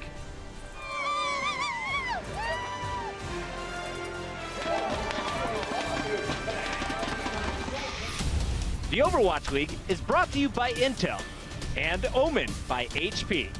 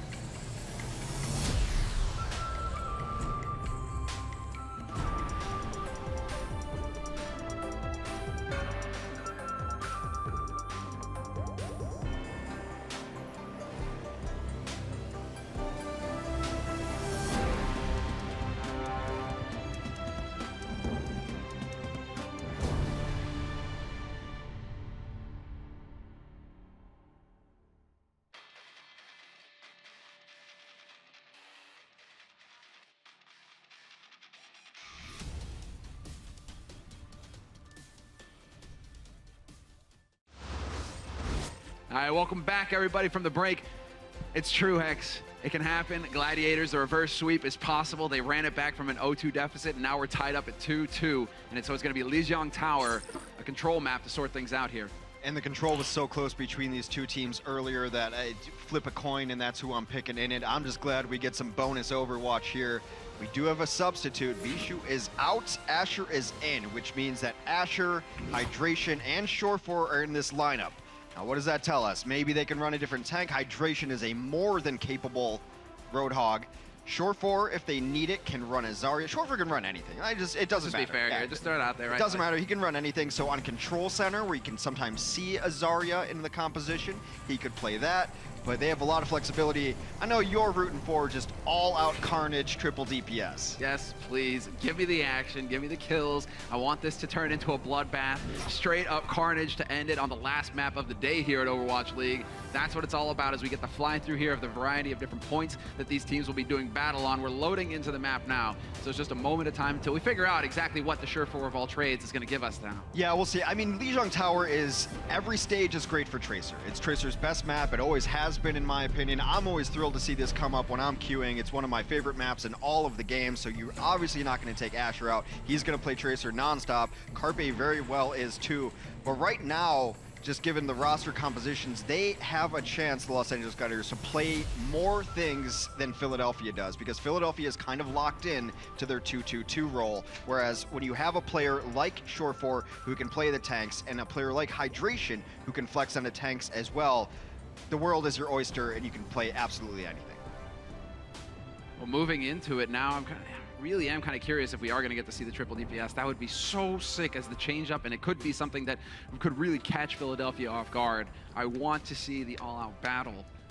Sorry, you know, it's just, come on. You know, it's fun to see 2-2-2 and all that all the time, but really right now, when you can kind of catch your opponent off guard, maybe just try and make some magic happen here. Well, we have 5 seconds until your wish comes true, sir, because the Los Angeles Gladiators are queued up into triple deeps is the shorthand. Triple DPS damage per second. Shore4 on the Widow of all things. Hydration will take to the skies. You have to favor the Gladiators in this initial matchup because I don't think Shadowburn knows what's coming at him. This is going to get brutal. Not only does he have to deal with the Pharah, he's going to have to worry about a Widow as well, and that could be the big moment here for Shore4 to shine. And well, Shore4 is going to go ahead and pick up the kill on Neptuna to start things off. Big Goose with the follow-up. They're falling like flies right now. They're fusing into one, 6 feet under. Oh no, oh no, does he get him? Oh! Gets the shot! Shore4 styling right now, I love it. Yeah, unfortunately, those silhouettes are just for the Spectre at home. Shore4 can't see them. When they are filled in with his infrared sight, that's when he can see them, so just guesswork there, unable to know when exactly they come through the door. But speaking of seeing through walls and infrared sights, Shore4 can now see through walls. And the whole team too, so now it is for real, and there you go, that's what happens when you come around the corner, and well, your teammate can see you coming, or your opponents rather can see you coming as well. When I hear that French phrase, I just don't leave spawn. Like, she can see through walls, guys. I'm not going out there. It has finally faded away, so Shore4 without that assistance, but already 30% on the map for the Gladiators and counting up. What is the response from the Philadelphia Fusion? Well, they're going to fight French with French as Carpe moves over to the Widowmaker himself. Turns out it will turn into the battle of the baguettes. And why not? Baguettes are great.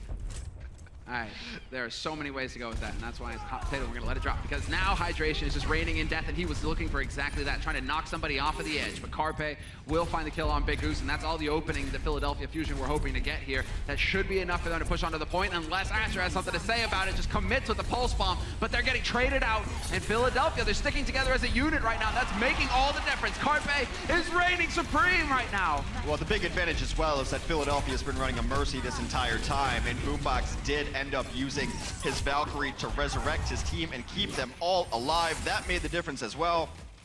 Valkyrie has finally dissipated, but damage is done. So Philadelphia Fusion will take control of the points. If this is any indication, we are in for one heck of a map number 5. Yeah, this is going back and forth already. Carpe is the one chiming in. Quick flick. Remove Shore4.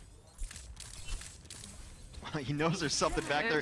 He's holding on to his ultimate. Again, the ultimate lets him see through walls and the rest of his team. It's just such a good information ultimate. Now everyone knows where everyone is. You will not get snuck on. And Asher tested the will of Carpe once too often.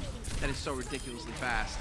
even with the help, Remix, he's so disgusted by how good Carpe is, he literally just threw himself off the side of the cliff. He was done. He was over. He did not want to have anything to do with this guy anymore because, again, Carpe, there is no escape, Surefour.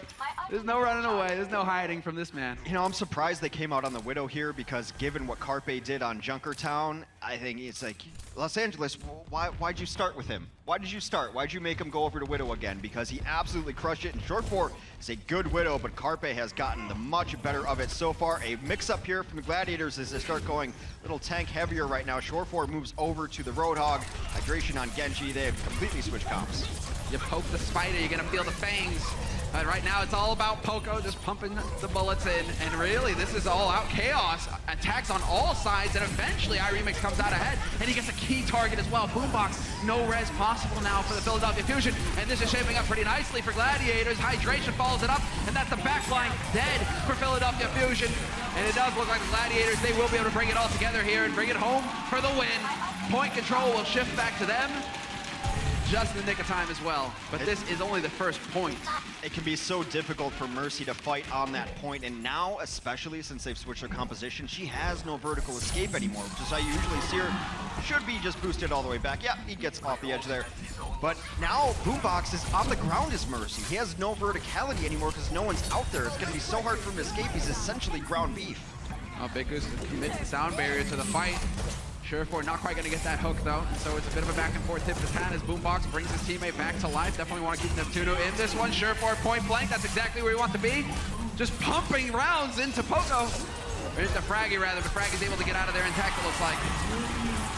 Hydration gets the better part of that Genji duel. Meanwhile, Resurrection still coming onto the point, though. Hydration finds himself another support. Both supports now down for Philadelphia, and they are not long for this world. Can Carpe do it all by himself and bring it back?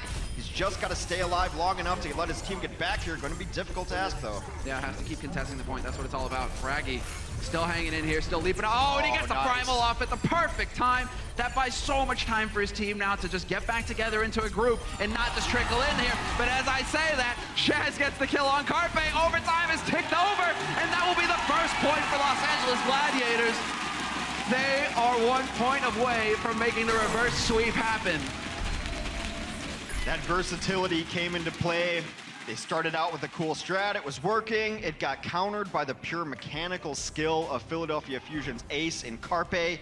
And then when that gets countered, you don't necessarily have to out-Widow. You can just out-comp and make them make changes. And the Gladiators, with a little bit more flexibility, thanks to the Swiss Army knife that is Surefour.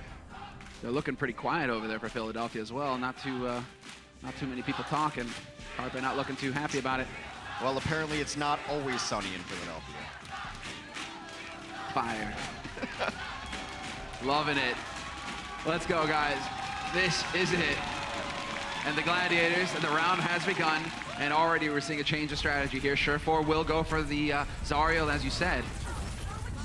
Yeah, Zarya going to be on both sides, actually. Shadowburn will run it on the other side. No surprise to see Fraggy running the Reinhardt. Reinhardt, Zarya, very popular on Control Center. This is the outlier on Lijiang Tower. Strategies get wildly different on this stage compared to the others.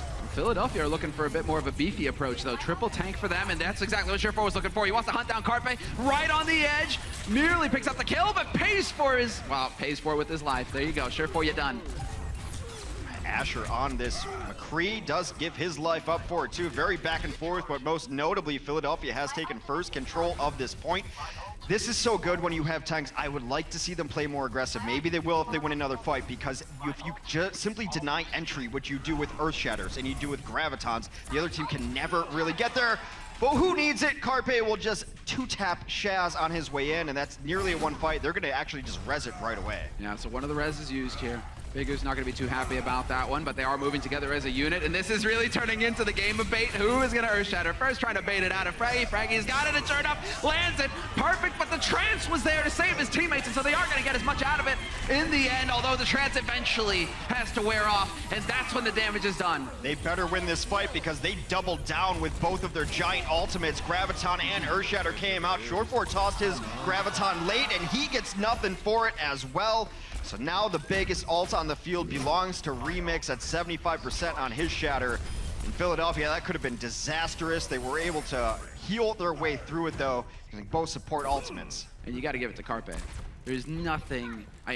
So Tracer, Genji, pretty annoying, but a flanking McCree is a special kind of annoying. That's the one where you really start breaking keyboards. That's a special kind of gutsy because he has no escapes if they come after him. He's got a somersault that is the least graceful move in the entire game. Hey, there it is. Neptuno is out. Hydration nearly picks up the second one.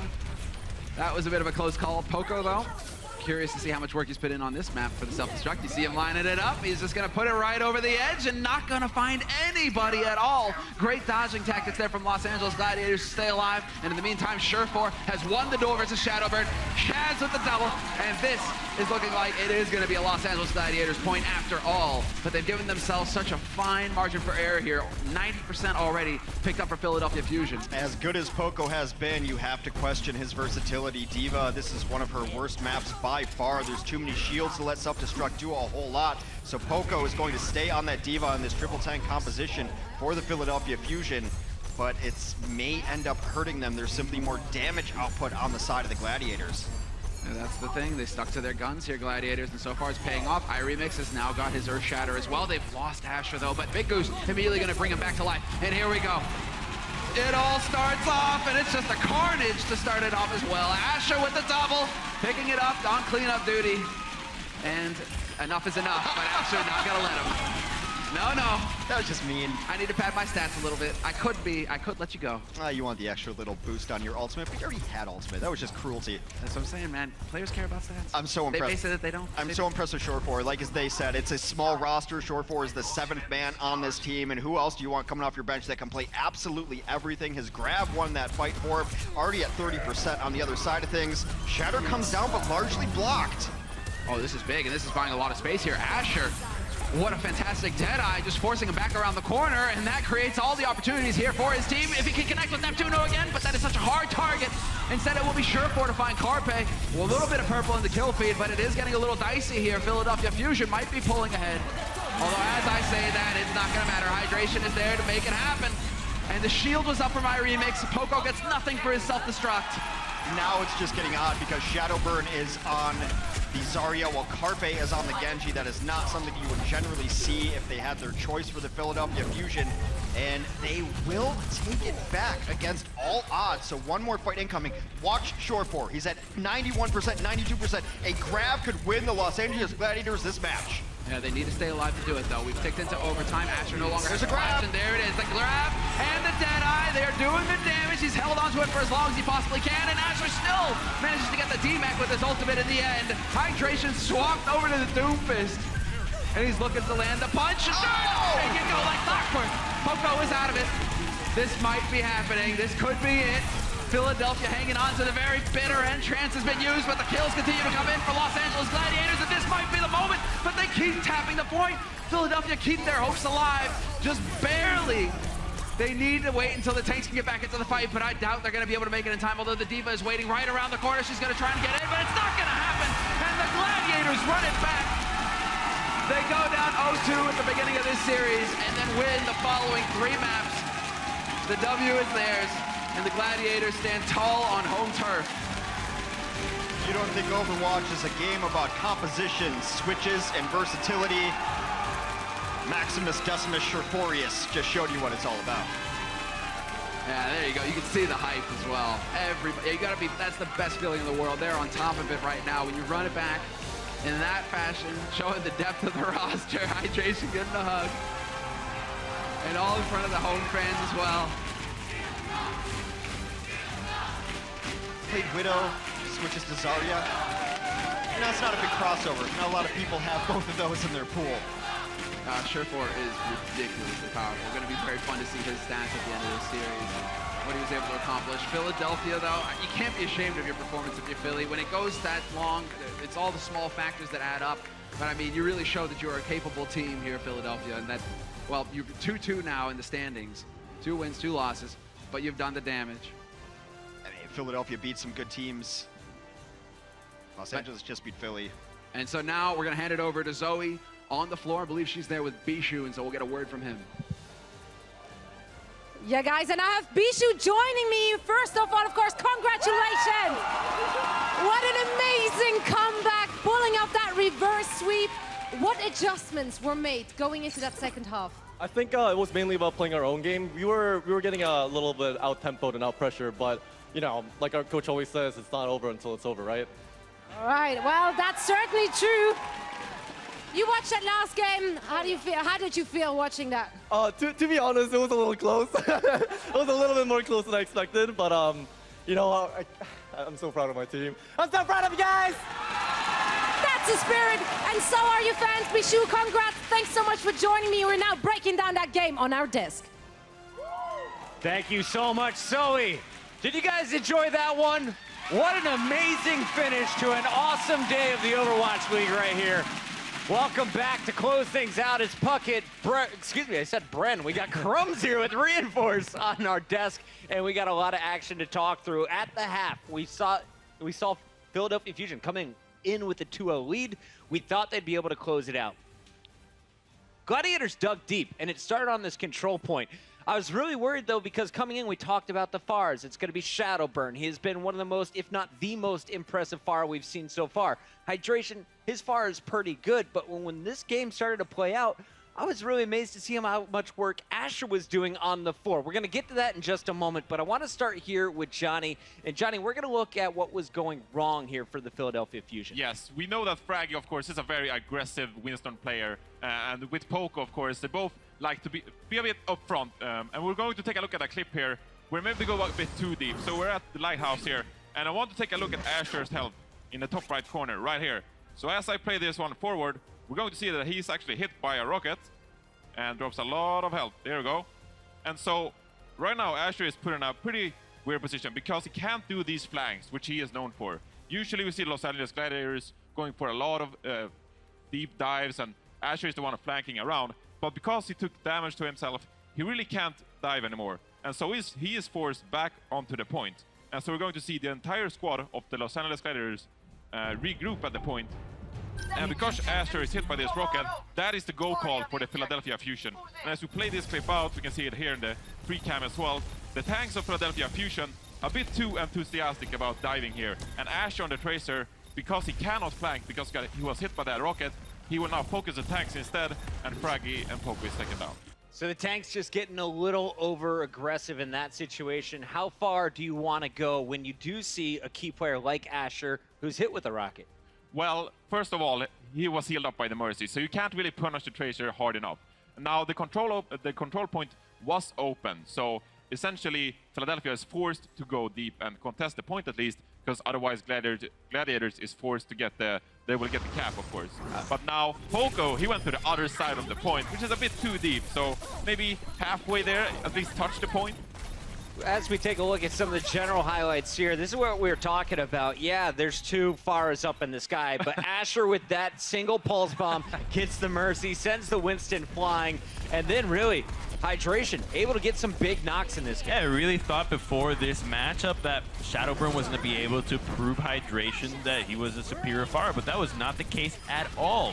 Hydration showed up huge in the second half of this game, being able to bust out multiple heroes, the Pharah, the Genji, the Doomfist, and he was just doing so much work that he straight up outclassed Shadowburn in this matchup and ended up carrying the 2 points. And as you can see, Bishu was always ready with that D.Va to shut things down if Shadowburn started taking over the game. Just a little tidbit, if you're playing D.Va against a Pharah, don't defense matrix, just run your body into her because she'll kill herself that way. Yeah, let her blow herself up. Let's move it on now, Johnny, as we wrap up our post-game show. Game number 4, Gladiators holding strong on Numbani. As we take a look at some of the general highlights, let's talk about standout players. Asher had a great game. Well, you put him on the bench after game 3, and you let Surefort come into play with Hydration. What was the plan from the Gladiators? Well, the plan from the Gladiators is playing their own game, as they said themselves. Now, of course, we saw the Doomfist coming out of Hydration, which was a big surprise, but it actually shut down the flankers from Philadelphia Fusion quite a lot, because if you're hit by that one punch into a wall, you're dead. And so that forces Philadelphia Fusion to slow down their game quite a lot because of that Doomfist pick. And also we saw the Pharah coming out of Hydration, of course, which the Philadelphia Fusion, they don't really have anything to counter it when they're running the Shadowburn on the Genji and Carpe on the Tracer. Well, on the defense, actually, also, Carpe ended up running the Doomfist into the unsuspecting Pharah, and that was just a complete... You basically give up the point at that point, so it was so easy for the Gladiators on Numbani to go through and make sure that they can get the point. Was that a greedy pick to go Doomfist on the first point defense of Numbani? Maybe it can work, but not versus Pharah, so it's a bit risky, yeah, because it's so easy to count. But you don't know they're going to be Pharah. Well, we don't know, sure, but it's very good versus all other heroes than Pharah. So. That's very true. You can lock down that tunnel. Okay, so we now have a 2-2 game. We're going to speed it along. Final game 5. This is a decider, and coming into the match, we said this series is really going to help us determine the hierarchy amongst the top 6 in the league. Gladiators, they rallied off 2 wins to get here, and they lock it up with the 3rd, and we were all surprised by the composition they brought into this final control. It was triple DPS. Triple DPS. I'm so happy I finally get to see it, because they speed up the tempo so hard. We saw Surefour, who is one of the most dangerous players on this squad. We saw Hydration up in the sky on the Pharah, creating so much pressure, and then Asher, of course, he started popping up on Ilios, and he just carried the momentum forward. So the Los Angeles Gladiators, getting the 2 last maps, they just carried the momentum. And the Gladiators said that they wanted to play their own game, but by playing the triple DPS, they actually forced Philly to do the same thing. They had to switch into the Widowmaker to try to deal with Surefour's Widow, and that just was so late that it bought so much time, and by the time we got to the second point here, this was just a battle of ultimates left, right, and center. Johnny, you go back, your Philadelphia Fusion, and you look at this series, you said, man, we threw an easy one away. What do they take away from this series? Were they the better team today, or do you think the Gladiators at the end of stage 1 will be ranked higher? I think overall Philadelphia is still the better team of the 2, but now Gladiators popped off. I'm sorry, guys. We forgive you. But no, I think that Carpe, with a few adjustments, maybe we can see Carpe on the McCree. He can shut out the Doomfist himself, or Hydration in the sky. But they stuck to the Genji and Tracer, and they were outplayed. I'm of a different opinion here, because what we saw out of the Gladiators was very different from what Philly... I saw composure here out of this team. They're down 0-2, and they actually pulled through way harder than any other time. They were composed against Seoul Dynasty before as well, so I think that this team being able to showcase that they can manage their emotions carries them a long ways. We've seen many other teams be able or be unable to deal with their emotions when it comes to game day. The true MVP of this match is our crowd in the front row. Shout out to making the peacock crumbs. We got to wrap things up here with our player of the match from the final series of the day. And this one, it's going to Hydration. We had Shadowburn listed after just map 2. Hydration's play in the second half of this game earns him the honors. It's our player of the match, sponsored by Omen by HP. And guys, he did it all, from the Pharah to the Roadhog on Ruins. He was hitting all of his shots, coming up clutch. He even played the Doomfist effectively. Yes, and I sort of want to compare Hydration to Agilities in one sense, because they are both playmakers in many ways. Hydration is a player that often pops off. Now, I prefer the more conservative, the more disciplined approach, Silk Thread, etc. But Hydration, when he goes off, he goes off. Now, is it consistent? I don't know. And look at these Brazilian numbers he's dropping here. Crumbs, break them down for me. What's the most impressive? Well, let's see. The most impressive thing I'd say would just be the hero damage done. 18,000 on your Genji. You're usually not hitting that many projectiles for these hero, considering that at some point there were triple tanks being ran. So he was actually able to do a whole lot out of this hero and get some good Dragon Blades. Hydration, he has been an X factor for this Gladiator team that is now in the positive. Congratulations to the Gladiators for a fantastic showing. Hydration, your player of the match, sponsored by Omen by HP. We got to close out the show by looking at today's results as we look back at all 3 matches. Let's real quickly hit all of these. Fuel versus the Outlaws coming in. We thought this one would be so close, but instead, it's the Houston Outlaws walking away with a 4-0, Johnny. Yes, and Jake really showed up on the Genji, of course, and he just shut down the entire Dallas Fuel squad. Dallas Fuel continuing to play pretty slow, not without time move for the first 3 maps, and it was their downfall this time. Put Taimu back in, keep Linkser and Jake in your roster if you're Houston. Later, we saw the Excel pick up 3 maps against the Valiant, who falls for the first time. And we really got to see their full arsenal on display here between Pine, Sebiobi, and Libero, and even Jonak. Throw him in the mix right there. They're just, well, all of them able to show up, and they still have more players coming that can fill these DPS roles, so this team will only get stronger. And you just saw the epic conclusion as the Gladiators rally off 3 straight maps to seal the final deal against the Fusion. Gladiators now advancing to 2-1, and as you take a look at the overall leaderboard, here's how it shakes out. We got the Dynasty, the Excel, all at 3-0. London Spitfire, another fully Korean lineup, still with a perfect record. We'll see them against Dallas later in the week. And then, of course, Gladiators Valiant taking over the 4-5 spot. Houston at 2-2 will lock up number 6, tied there with Philly. So many more games to go here throughout the regular season, and it continues tomorrow at 4 p.m. We're opening it up with the Boston Uprising trying to upset the Seoul Dynasty. A little bit later on, it's a battle of our 0-3 squads as the Dragons match up against the Mayhem, and we'll shut it all down 8 p.m. London Spitfire versus Dallas Fuel. If you're a Dallas fan, you know the importance of this match. They are in the hole. It's time to start digging your way out. Fellas, we had a fantastic day. Highlight for you, Crumbs. What was the best moment of day 2 for anyone who is just joining the end of the show and going back to watch some VODs? My highlight was the LA Gladiators pulling out the win out of the rabbit hole. I really did not think they were going to be able to maintain such levels of composure and improve their performance, but they sure did. And as their coach says, it's not over till it's over. And apparently, I am now some sort of ornament. Embrace your spines? Johnny, best moment for you on day 2? Well, it was the Pine Show yet again for the New York Excelsior. Shut down Los Angeles pretty handsomely. So I'm going with Pine Show. Pine Show, I love the calls, and I love that all of you guys were amazing all day long. Thanks for coming down to the Blizzard Arena. Thank you for supporting us online. Keep the hashtag flowing. Overwatch League all week long. The action continues with day 3 of week number 2. Once again, it's kicking off at 4 p.m. Pacific. We'll see you then. So those are the guys